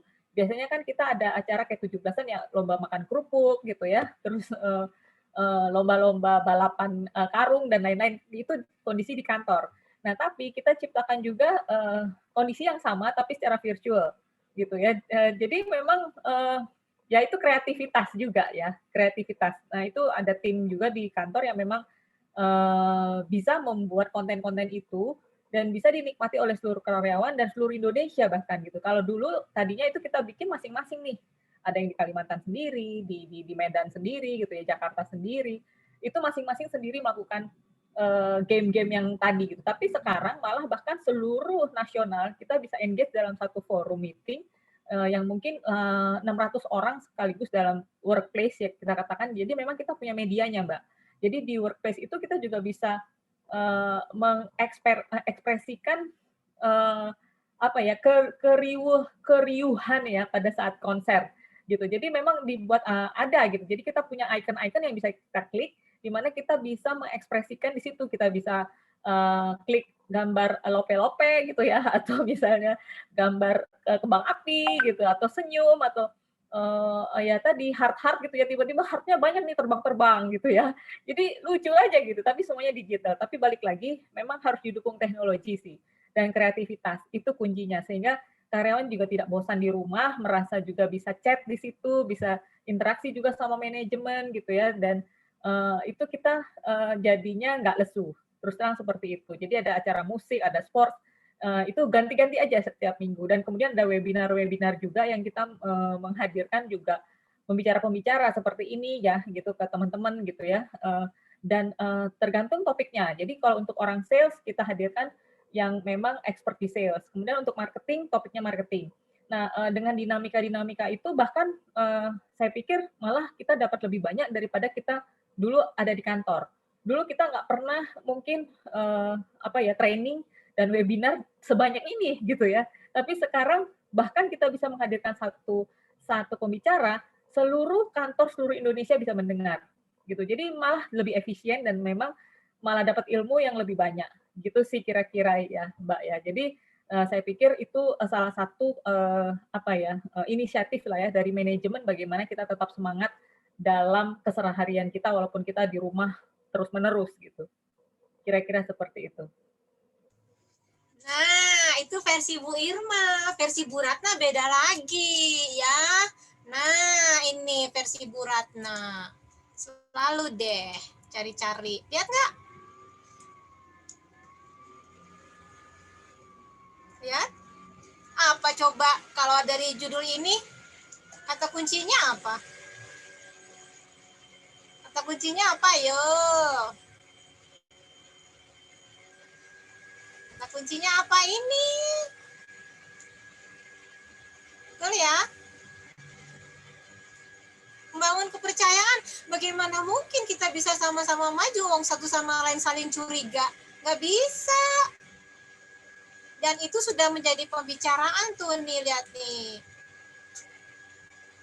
Kalau kita buka result for trust, wow. Sustaining public trust in government, the future of building trust in business. Are you a trust buster or builder? Zero trust strategy insight. Jadi memang semuanya harus di situ. Tadi yang saya klik itu yang ini nih. Nih. Jadi nggak cuman di sini loh, embedding trust itu loh, nggak cuman di bisnis loh. Kalau saya buka, saya punya folder Harvard, sama. Bagaimana mempercayai student supaya dia bisa belajar gitu kan? Trust ya. Jadi kata kuncinya apalagi virtual gini, ya udah percaya aja. Karena semakin dikasih kepercayaan, orang bisa akan semakin kreatif, kemudian berpikir lagi, kira-kira gitu ya, building trust ya. Jadi jangan saling curiga gitu, ngapain sih dia kok kayaknya nggak kerja ya di rumah. Nggak bisa ya, maka makin dibangun kepercayaan ini ya, recovery ya, kita perlu semua recovery dengan kepercayaan. Oke, saya stop share, saya lanjut ke pertanyaan berikutnya. Jadi ada dua versi nih ceritanya nih sesi sore nih, karena saya bilang dong ke siapa kemarin, saya bilang ya, aduh saya kayaknya sama Bu Irma jadi pamungkas nih, harus happy ending. Kalau nggak happy ending, nggak drakor deh kayaknya. Drakor. Oke. Yuk, saya mau cari. Mas Tantan, Pak Tantan, Kang Tantan. Aduh, saya suka salah deh kalau mau manggil anak S2. Mas Tantan berarti masih single.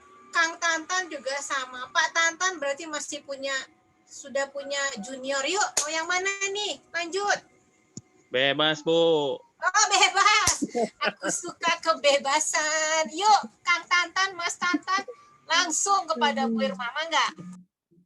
Ya, izin Bu Irma mau nanya, mungkin ini lebih ke inisiatif digital ya Bu ya.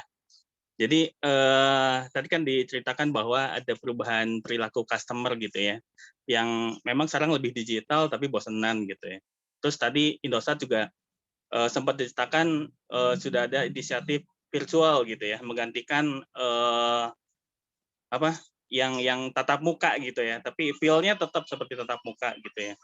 Kemudian hal ini kan memacu kita harus lebih kreatif gitu ya dalam hal ini Indosat gitu ya. Tapi di satu sisi daya beli masyarakat juga kan turun gitu ya. Nah, sedangkan dituntut menciptakan inisiatif digital yang baru gitu ya, daya beli turun gitu ya. Tapi di satu sisi juga kita harus menumbuhkan bisnis gitu ya. Kemudian jadi seperti apa nih bisnis modelnya dengan keadaan seperti ini gitu? Iya, oke, ini pertanyaannya bagus banget ini. Ada junior nangis. Berarti aku panggilnya Pak Tantan ya. Jangan Kang Tantan, nggak boleh, bahaya. Mangga, silakan Bu Irma. Ya, punten tadi ya. Tenang, itu namanya adalah kalau saya bilang di kelas the art of PJJ. Seni belajar jarak jauh. Segala suara keluar. Tahu bulat digoreng. Habis itu anjing menggonggong. Itu adalah the art of PJJ. Mangga, Bu Irma, silakan. Iya. Jadi untuk menjawab tantangan bisnis ya, di mana memang ekonomi sekarang lagi turun, tapi bagaimana caranya supaya ekonomi tetap berputar gitu ya, bisnis kita juga tetap jalan, produk kita tetap dibeli. Nah, kita menawarkan produk-produk yang lebih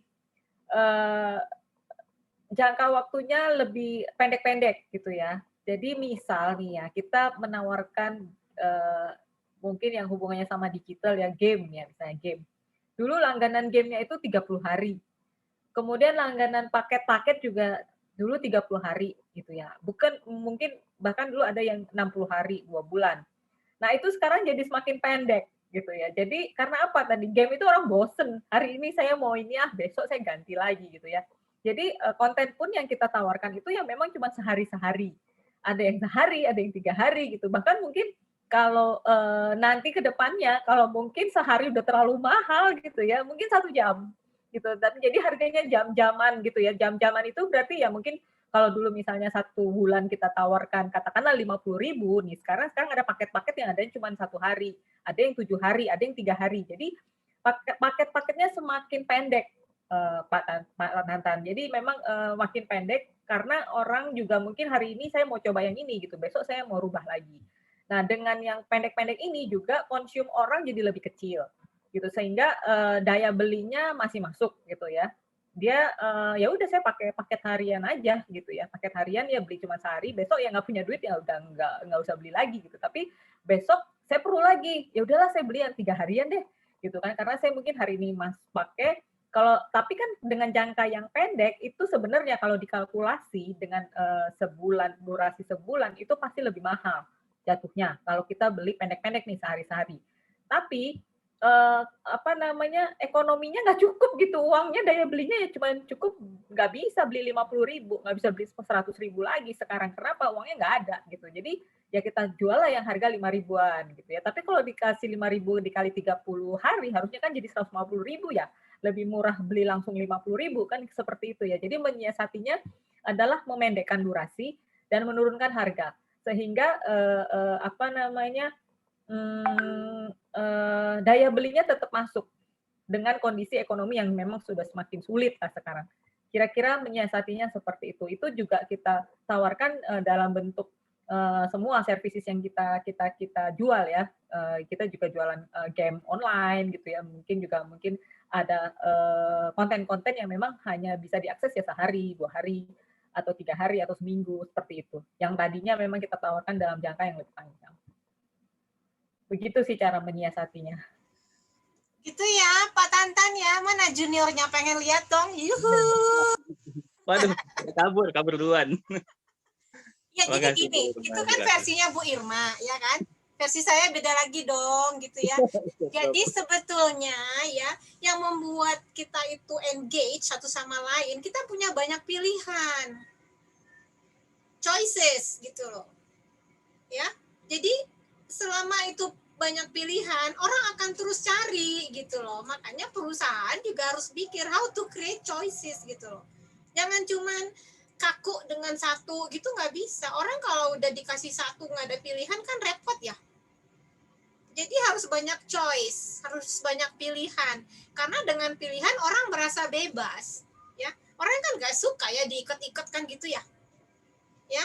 Jadi kecuali yang satu itu gitu loh, akte nggak boleh berubah gitu ya. Jadi choices, make it a lot of choices gitu. Orang jadi suka. Oh ini ada pilihan. Apalagi misalnya sekarang ini. Kita selalu dikasih pilihan-pilihan. Kebayang nggak sih setiap saat ada celing gitu ya? Ya kan? Dari Gojek kah, dari link aja. Jadi banyak pilihan. Karena dengan begitu orang merasa nggak terikat. Malah tadi kata Bu Irma, kalau kemarin misalnya seminggu, 3 hari, lama-lama 1 jam kali. Gitu ya. Jadi choices. Yuk, aku mau ke Mas Dandi, Kang Dandi, Pak Dandi. Mana suara bayi? Ini mah kelas malam ini. Oh. Yuk. Makasih Dandi. Bu, makasih Bu Ratna. Nanya Ya. langsung ke Bu Irma ya. Iya Bu Irma. Bu Irma, saya pengen nanya. Kan awalnya itu Indosat punya 3 brand produk, yaitu AM3, Mentari, dan Matrix. Itu yang saya tahu. Nggak tahu sih kalau yang di luar itu ada apa nggak. Nah, tentunya 3 brand itu, 3 produk itu punya 3 tarif yang berbeda dong, Bu. Nggak, masing-masing punya skema yang berbeda. Apakah ada yang prabayar dan masa bayar, atau tarif teleponnya atau tarif internetnya berbeda juga. Nah, gimana sih si Indosat ini berani ngambil keputusan untuk apa ya namanya? Itu akuisisi atau merger ya. Pokoknya kayak digabungin jadi satu, kemudian di launching sebuah produk baru. Nah, tentunya kan customer behavior tiap produk ini beda gitu, Bu. Nah, saya itu penasaran gimana sih cara Indosat menyikapi itu gitu. Berani melaunching produk Oredo ini. Makasih Bu Irma. Oke. Oke ya, untuk menjawab masalah brand management ya ini ya. Dulu memang kita punya 3 produk. Tapi dengan berjalannya waktu kita melihat attractiveness-nya di pasar, mana sih sebenarnya yang paling diterima di pasar. Jadi ini mengerucut sampai dengan sekarang kita hanya punya 1 brand ya, AM3 gitu ya. Tadinya kita punya 3 dan sekarang tinggal AM3. Jadi dari 3 brand yang kita usung gitu, ternyata memang yang paling melekat di pelanggan adalah AM3 dan itu youthful gitu. Jadi memang segmennya itu adalah anak muda. Itulah yang pertama kali dulu kita launching tahun 2001 ya, pada saat kita dulu melaunch brand AM3. Nah, kemudian tahun 2003 kita merge dengan Satelindo ya, di mana Satelindo memegang brand Mentari dan Matrix. Itu akhirnya kita pegang 3 brand pada saat itu. Mentari pada saat itu sangat strong ya di market gitu karena punya Satelindo dan juga Matrix juga dulu sebagai pasca bayarnya Satelindo ya. AM3 itu anak bawang gitu, masih kecil gitu, pelanggannya juga baru 1 juta. Sementara Satelindo pada saat itu pelanggannya itu sudah lebih dari 10 juta pelanggan. Jadi memang AM3 adalah yang paling kecil pada saat itu. Tapi ternyata pada saat kami jual berbarengan di pasar, justru semakin kesini itu brand AM3 yang malah lebih strong ya. Itu bagaimana kita juga membawa brand itu, termasuk promo-promonya karena kita sangat fokus dulu dengan segmen pelanggan anak muda. Bahkan dulu anak-anak SMP, SMA dulu segmen market kita. Sementara Mentari itu segmen marketnya itu lebih mass gitu. Nggak ada positioning yang lebih ke family ya bahkan dulu ya. Jadi family tapi nggak jelas gitu ya. Ini sebenarnya target marketnya apa sih gitu ya? Karena dia sudah sangat luas gitu. Jadi cakupan umurnya memang sangat lebar. Nah, sementara AM3 itu sangat fokus gitu di anak muda. Semuanya, semua iklan-iklan kita, kemudian tematik, kemudian activity, event, semuanya itu anak muda gitu. Nah, itu yang membuat AM3 sangat strong di market. Nah, berubah lagi, memang kita transformasinya banyak sekali pada tahun tahun berapa ya, kita diakuisisi lagi oleh Ooredoo, Qatar ya, sebenarnya dulu Kitel ya, dari Kitel, dan Kitel berubah brand menjadi Ooredoo. Nah saat itu sebenarnya seluruh operator induknya kita itu kan Ooredoo, Qatar ya, Kitel lah dulu ya, Qatar Telecommunication. Mereka merubah brand Kitelnya itu menjadi Ooredoo karena dia mau menciptakan brand yang sama untuk seluruh operatornya di seluruh dunia. Sama persis seperti Vodafone gitu ya, dia punya brand yang sama. Misalnya Hutchison Tree ya, dia punya brand yang sama. Jadi Ooredoo karena dia punya operator di 9 negara ya, ada di Myanmar, Tunisia, Algeria, di Irak gitu ya, di Tunisia, kemudian di Maldives gitu ya. Kemudian di Indonesia dia mau merubah brandnya menjadi seluruh dunia sama. Jadi memang secara brand itu memang sangat kritis ya memutuskan apakah kita di Indonesia gitu sebagai operatornya yang menginduk ke sana menggunakan brand Ooredoo aja atau Indosat tetap gitu. Jadi itu memang melalui kajian pastinya dan juga melalui survei bagaimana pelanggan mau menerima brand yang baru di market karena nama Indosat sudah sangat strong pada saat ini di Indonesia, sehingga kami pun di internal company juga kami disurvei gitu mau mengusung brand Ooredoo saja atau Indosat Ooredoo gitu, sehingga yang diputuskan adalah nama Indosat itu tidak kita buang ya, tetap kita gunakan gitu. Jadi makanya nama brandnya sekarang adalah Indosat Ooredoo gitu. Kalau di negara lain mereka semua mengusung brand Ooredoo aja. Jadi nama operator lamanya itu semuanya tidak digunakan. Hanya di Indonesia yang brand Indosatnya tetap kita bawa gitu. Karena apa? Satu, Ooredoo itu berasal dari bahasa Arab sehingga mungkin penerimaan market pun akan sulit ya. Jadi kami merasa kalau kami tiba-tiba muncul nama Indosatnya nggak ada, tiba-tiba hanya muncul dengan nama Ooredoo, itu kami sangat khawatir gitu penerimaan market seperti apa. Begitu, sehingga nama Indosat itu tetap melekat sampai sekarang gitu dengan Ooredoo tadi. Nah, tadi balik lagi, bagaimana kita memutuskan Mentari dan Matrix akhirnya kita tutup gitu ya. Karena itu juga sama, pada saat menutup itu resikonya juga cukup tinggi karena pelanggan Mentari pada saat itu masih ada sekitar 3 juta orang gitu. Tapi kita harus menutup brand itu. Kenapa kita lakukan? Karena untuk tujuan efisiensi. Dengan mengusung 3 brand, maka kita di pasar harus muncul dengan marketing expense 3 kali lipat gitu. Jadi kalau mengusung satu brand, kita berharap kita fokus gitu. Nah, pada saat AM3, Mentari, dan Matrix, kita survei ke lapangan bahwa AM3 lah brand yang paling strong dibawa oleh Indosat, sehingga kita memutuskan hanya brand AM3 yang kita bawa ke depannya, seperti itu. Jadi memang dengan tujuan efisiensi, karena kalau membawa 3 brand, maka kita harus muncul di pasar dengan komunikasi 3 kali lipat gitu. Kita harus muncul dengan material promo Mentari, kita harus muncul dengan material promo Matrix, dan juga AM3. Tapi kalau dengan hanya satu brand, nah tadi masalah cost efisiensi, kita hanya muncul dengan AM3 sebagai brand Indosat, dan itu satu komunikasi yang fokus ke pasar semuanya. Kira-kira seperti itu historical sejarahnya. Sudah Mas Dandi? Sudah Bu, terima kasih. Ada lagi nggak yang mau tanya langsung? Biasanya paling malas ngetik, tau nggak zaman kini jari-jari udah semakin malas ngetik, udahlah ngomong aja langsung. Yuk. Bu, nyambung boleh nggak? Boleh kan? Kembali Pak Tantan, mangga silakan. Aku suka loh yang semangat-semangat. Iya, tapi benar Bu Irma, mendingan Indosat aja, karena kalau Ooredoo nanti susah kita ngomongnya. Mau Ooredoo gitu, atau Ooredoo. Oh, iya, susah kan gitu. Kalau Indosat lebih gampang lah gitu. Nah, mungkin nyambung yang juga sebenarnya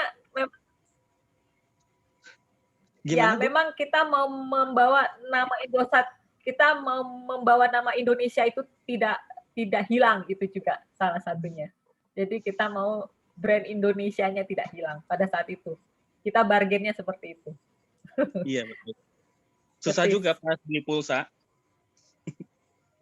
Nah, sekarang kan pakai IM3 ya Bu ya. Nah, memang saya rasakan sendiri gitu ya, IM3 itu youthful banget gitu. Saya pun dulu sejak awal kemunculan IM3 itu langsung pakai gitu, karena wah gue banget nih gitu. Apalagi pas ke call center-nya, dulu masih call center kan gitu. Kok beda banget gitu ya dibanding operator yang lain gitu. Nah, tapi memang saat itu tuh ada mindset gitu. Dulu kan masih kuliah gitu, masih muda gitu kan. Lama-lama kayak, oh aku udah kerja nih gitu, udah pengen disebut profesional gitu. Akhirnya pindah deh ke operator lain gitu ya, yang merah itu Bu gitu. Nah, ini kan kalau diteruskan kelamaan kan jadi berbahaya juga gitu kan. Dengan IM3 yang youthful, terus kemudian yang merah itu ya beda gitu ya, lebih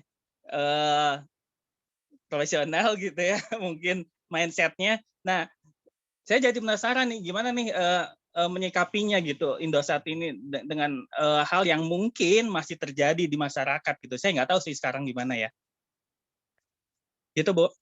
Ya, oke. Itu valid sekali ya, mindset-nya valid sekali. Itu memang tantangan berat yang kami hadapi, karena memang kami sangat melekat sekali dengan image youthful, anak muda gitu. Jadi semuanya rasa anak muda gitu ya, memang brand-nya. Dengan kompetisi seperti itu, memang dengan berjalannya waktu kami mencoba untuk tetap menggrab segmen-segmen yang memang sudah lulus SMA gitu ya, sudah kuliah, kemudian bekerja gitu. Itu memang tantangan berat buat kami. Jadi sampai sekarang ya tadi ya, masalah brand segmennya itu sangat melekat sekali yang anak muda ini. Kami pun memang ya kami akui lah ya, bersaing dengan Telkomsel ya, si merah gitu ya, memang yang sangat cukup strong juga dengan image-nya yang memang apalagi profesional gitu ya, segmennya gitu. Itu valid sekali, tapi memang yang kami coba kompetisikan saat ini adalah memang dari sisi offering produk aja yang bisa kami tawarkan, sehingga dengan tadi kata Bu Ratna juga tadi option ya, choice gitu, dengan berbagai pilihan gitu ya, dari yang murah sampai mungkin yang mahal gitu ya, kami coba berkompetisi dengan si merah lebih ke tarif pastinya gitu. Jadi dengan tarif yang lebih kompetitif dibandingkan si merah, kami berharap juga lebih affordable price-nya dan juga lebih terjangkau di masa pandemik seperti ini gitu. Jadi mungkin operator SIM merah itu memang kelihatan cukup bisa dikatakan arogan juga ya, karena memang yang profesional punya duit gitu ya. Tapi memang kami mencoba menggrab market yang memang segmennya yang lebih ekonomis gitu. Jadi dengan persaingan seperti itu, kami berharap kami masih tetap bisa diterima di market, bukan hanya oleh anak muda, tapi juga oleh ibu-ibu yang mungkin membelikan pulsanya untuk anaknya sekarang untuk sekolah gitu. Jadi dengan tadi paket-paket pilihan yang banyak, sehari, 7 hari, sebulan, dan memang murah-murah ya, dari harga 5.000, mungkin isi merah nggak berani juga ya bersaing dengan harga segitu, karena kalau misalnya dia bersaing di harga murah dengan segmen pelanggan yang puluhan juta, dia pasti ARPU-nya akan turun gitu. Nah, itu yang mereka tidak berani. Jadi kami berani masuk ke market dengan positioning harga yang paling ekonomis. Begitu caranya untuk berkompetisi dengan si merah. Begitu kira-kira. Pak Tantan udah belum? Udah, Bu. Itu kan versi Bu Irma. Versiku beda lagi. Silakan. Mau denger nggak? Mau. Jadi ceritanya dulu, saya share screen ya. Itu tolong dong, itu pertanyaanku dijawab tuh. Sambil menjawab ya, aku share screen lagi ya. Jadi ceritanya dulu tuh gini ya. Kalau sekolah itu, nih bisa lihat nggak?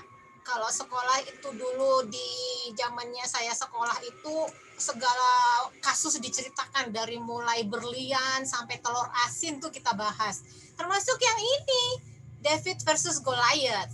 Jadi merah dan kuning itu adalah ibaratnya ini, antara yang besar raksasa dengan yang kecil. Udah ada bukunya. Kasusnya juga itu adalah kasus yang kalau di Harvard itu adalah kasus-kasus yang klasik, kemudian kasus-kasus yang klasik artinya dia tidak lekang dimakan waktu, kemudian favorit ya. Jadi memang ada cerita raksasa melawan, ya itu ceritanya adalah David versus Goliath. Jadi ini the case of David versus Goliath itu memang ya merupakan kasus yang favorit yang menjadi diskusi yang menarik gitu ya di kelas ya. Bagaimana mungkin sih si kuning sama si merah bisa perang? Lawang satu udah segede gitu kok. Oh, makanya harus cerdas ya. Kelinci, ingat nggak cerita kelinci? Nih aku buka lagi nih. Kelinci sama apa tuh, kelinci sama kura-kura ya, perlombaan kelinci dan kura-kura, ingat nggak sih? Kurang lincah apa kelinci, bener nggak sih? Kurang lincah apa yang terjadi nih? Yuhu, kelincinya tidur, kura-kuranya duluan nyampe. Hore, bener nggak sih? Ya, yuk, kita udah sampai 15.12. Ada lagi pertanyaan? Siapa yang minat jadi karyawan telco? Siapa yang minat jadi pebisnis? Siapa yang minat jadi dosen seperti saya? Oh, ada pertanyaan nih, Bu Irma. Mana nih? Mas Kosmas, Pak Kosmas, Kang Kosmas. Mangga, silakan nanya langsung. Silakan, yuk. Aku mute ya, mangga.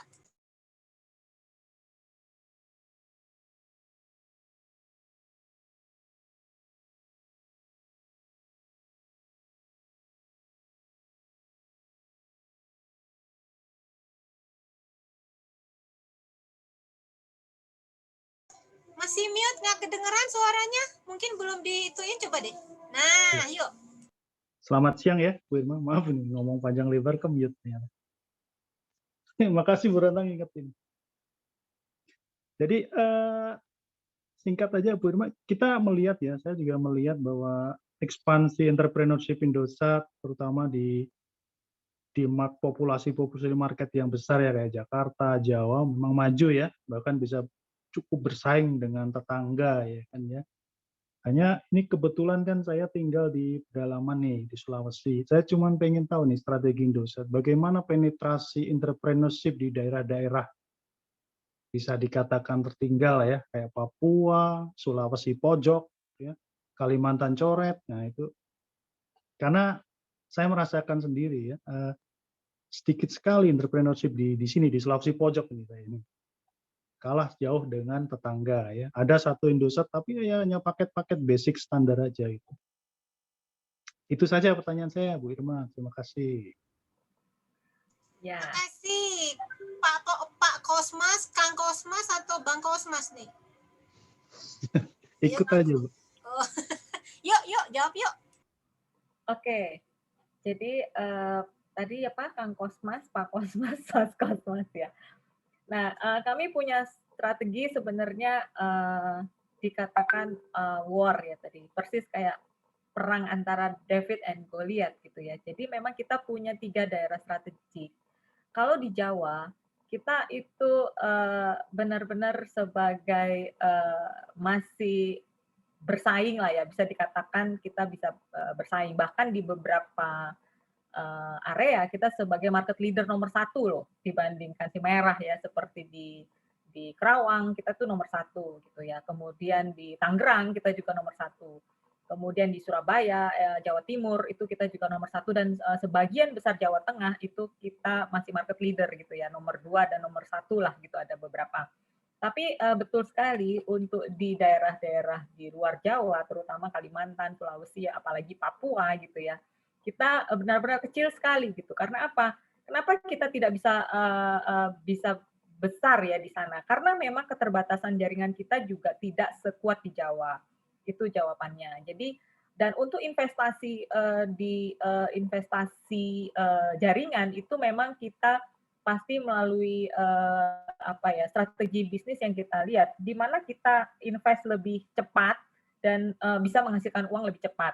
Dan memang jawabannya adalah di Jawa, sehingga memang investasi kita memang strong di Jawa dibandingkan di luar Jawa. Tapi mulai tahun 2020 dan tahun ini kita membangun jaringan lagi di Kalimantan dan di Sulawesi cukup strong di tahun ini dan tahun lalu dan tahun ini. Jadi dilanjutkan lagi investasi tambahan coverage untuk luar Jawa ya, terutama untuk Kalimantan dan Sulawesi. Dengan tambahan jaringan ini kami berharap juga masih bisa tadi ya mindsetnya growth gitu ya. Jadi memang untuk melawan Goliat tadi ya kami juga harus mengukur kemampuan kami gitu ya seperti apa. Tapi mindset kami adalah growth gitu. Dengan mindset growth itu kami berharap kami kecil perlahan-lahan kita bisa menarik market share dari si merah kira-kira seperti itu. Tapi dengan mindset growth tadi. Jadi perlahan-lahan. Dan tadi ada kami sebutkan strateginya war ya tadi ya, win, kemudian attack dan retain.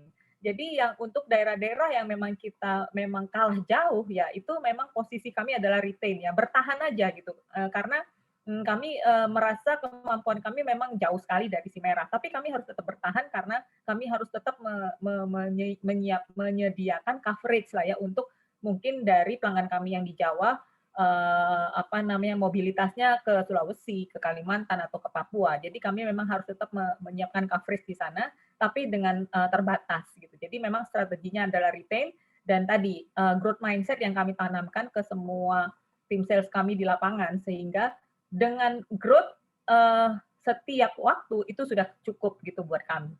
Kira-kira seperti itu strateginya. Makasih Bu Irma ya. Saya tuh cuman membayangkan apakah ini benar-benar bersaing ya? Saya cuma mikir apa mungkin ya kayak kolaboratif advantage-nya. Jadi backbone-nya mapping sama tetangga, tapi nanti bikin diversifikasi di end product-nya gitu. Tapi hanya ini aja, saya membayangkan aja. Ya. Tapi kalau memang bersaing benar-benar ya memang nggak bisa ini. Backbone-nya memang harus bikin sendiri gitu. Ya. Betul. Jadi memang di situ salah satu investasi yang paling mahal ya masalah jaringan itu adalah capex yang paling besar untuk telco. Jadi memang untuk membangun jaringan sendiri mengalahkan si merah kami pasti gapnya cukup jauh ya. Jadi untuk bersaing di jaringan sudah pasti ketinggalan gitu ya. Tapi dengan penambahan jaringan sedikit demi sedikit dan mindset kami adalah growth aja gitu yang penting, tapi jangan turun gitu bisnisnya. Itu aja yang kami coba maintain. Terus kemudian masalah kolaborasi, memang sekarang untuk tower itu kita sudah sharing ya dengan seluruh operator ya. Gitu. Itu juga salah satu efisiensi yang kami lakukan. Jadi tower-tower yang kami miliki sendiri gitu aset Indosat itu kita perlahan-lahan kita lepas dan kita sharing dan kita sewa bersama-sama.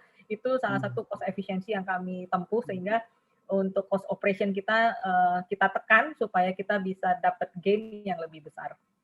Seperti itu. Makasih Bu Irma. Baik, terima kasih Bu Irma. Kita udah sampai di penghujung karena saya udah di kode-kode nih sama operator. Bu, 15.20 close ya. Yuk. Kita mau close dulu, tapi saya mau menyambung sedikit. Kasih saya waktu 1 menit aja ya. Untuk share cerita tadi, menyimpulkan, harus disimpulkan gitu toh. Jadi tadi Bu Irma bilang judulnya apa Bu Irma? D or D ya? Pilihannya D or D gitu kan judulnya ya? Yes. Pilihannya itu D or D. Saya sambung dong dengan presentasi saya. Terus gimana? Ada namanya what if analysis ya. Kalau yang itu gimana? Kalau yang ini gimana? Kan gitu ya. Nah, saya mau tutup dong hari ini dengan kata-kata tetap ya harus ada bermain sajak gitu ya. Siapa yang kenal Ernest Hemingway? Oh, dia adalah novelis dan segala macam ya. Jadi dia katakan begini, ketika kita dihadapkan kepada satu persimpangan, D or D, kata Bu Irma, do or die. Pertanyaannya serem banget ya. Kita harus bisa selalu get used ya. Terbiasa dengan keadaan yang tidak ada, yaitu tidak ada sign ya, mau ke kiri atau mau kanan, nggak tahu, tapi tetap kita punya kebebasan memilih, tapi kita tidak punya kebebasan untuk mengatakan bahwa konsekuensinya nggak boleh gitu loh, nggak bisa. Ini juga saya ambil nih dari internet, dari web ya, author unknown, entah siapa sih yang bikin, tapi saya suka kata-katanya. We are free to choose, but we are not free from the consequences of our choice. Ya, bebas memilih, tapi konsekuensinya kita nggak tahu mau kemana. Oke. Nah, ini ada satu video nih, ya. Life is all about where you place yourself, ya. Jadi ini adalah sebagai penutup ketika kita dihadapkan dengan pertanyaan pilihan-pilihan itu. Nih ada YouTube-nya nih, saya share ya YouTube-nya ya. Kalau nanti mau cari-cari lagi di mana itu YouTube-nya, di sini ya. Yuk, siapa yang mau ya? Bu, ceritanya apa sih, Bu? Oh, rahasia. Yuk, cepet-cepetan nih, everyone. Yuk, habis itu hilang loh. Nih, linknya nih. Cing. Yuk, cepet-cepetan yuk. Nah, oh udah lewat 1 menit. Saya share ke terakhir ya. Pesan saya buat kalian ya. Nih.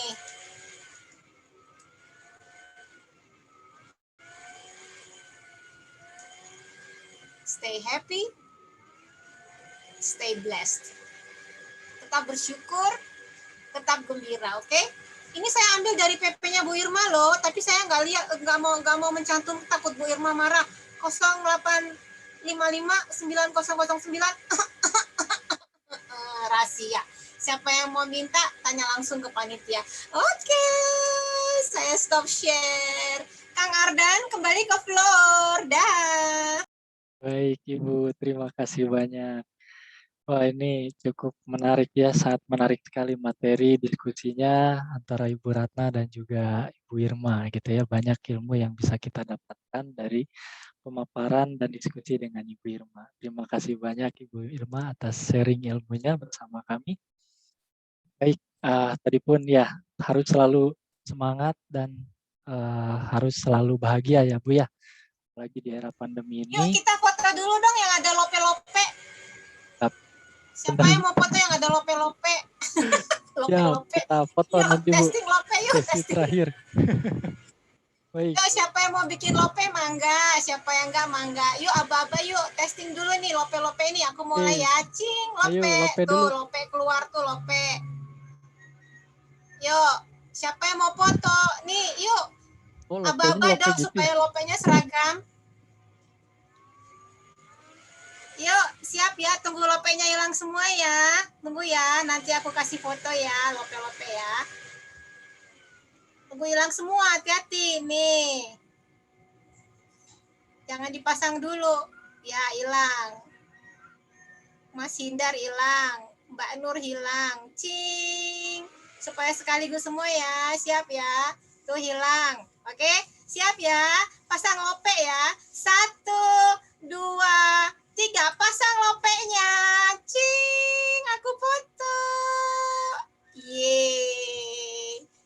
Baik, Siapa lagi yang terima belum? kasih. Yuk. Udah ya, 1 kali aja ya. Nanti udah pada burat, nanti terlalu rame. Gimana Kang Ardan? Oke, Selesai? terima kasih Ibu. Ya, sekali lagi semoga Bapak Ibu semuanya sehat selalu di pandemi ini dan semoga tetap semangat menimba ilmu ya Bapak Ibu semua. Untuk penutup mungkin ada kami dari MMTLU ingin memberikan penghargaan kepada Ibu Irma dan juga Ibu Ratna.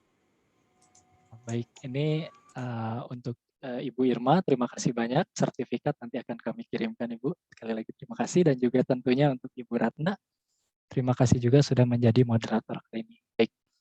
Sekali lagi mungkin kami mau minta sesi foto dari pihak kami untuk bukti kita telah melaksanakan Industrial Expert Week ini. Baik. Kita langsung saja, silakan Bapak Ibu senyum, gaya yang terbaik. 1, 2, 3. Baik, terima kasih banyak. Alhamdulillah rangkaian Industrial Expert Week ini sudah selesai di penghujung acara. Terima kasih kepada Ibu Irma selaku pembicara dan juga Ibu Ratna selaku moderator. Tentunya Bapak Ibu mahasiswa MMTLU yang selalu hadir mengikuti acara Industrial Expert Week. Baik, untuk itu saya tutup acara ini. Assalamualaikum warahmatullahi wabarakatuh. Salam sehat semuanya. Waalaikumsalam. Terima kasih. Sampai ketemu Terima lagi. kasih. Dah. Dadah semua.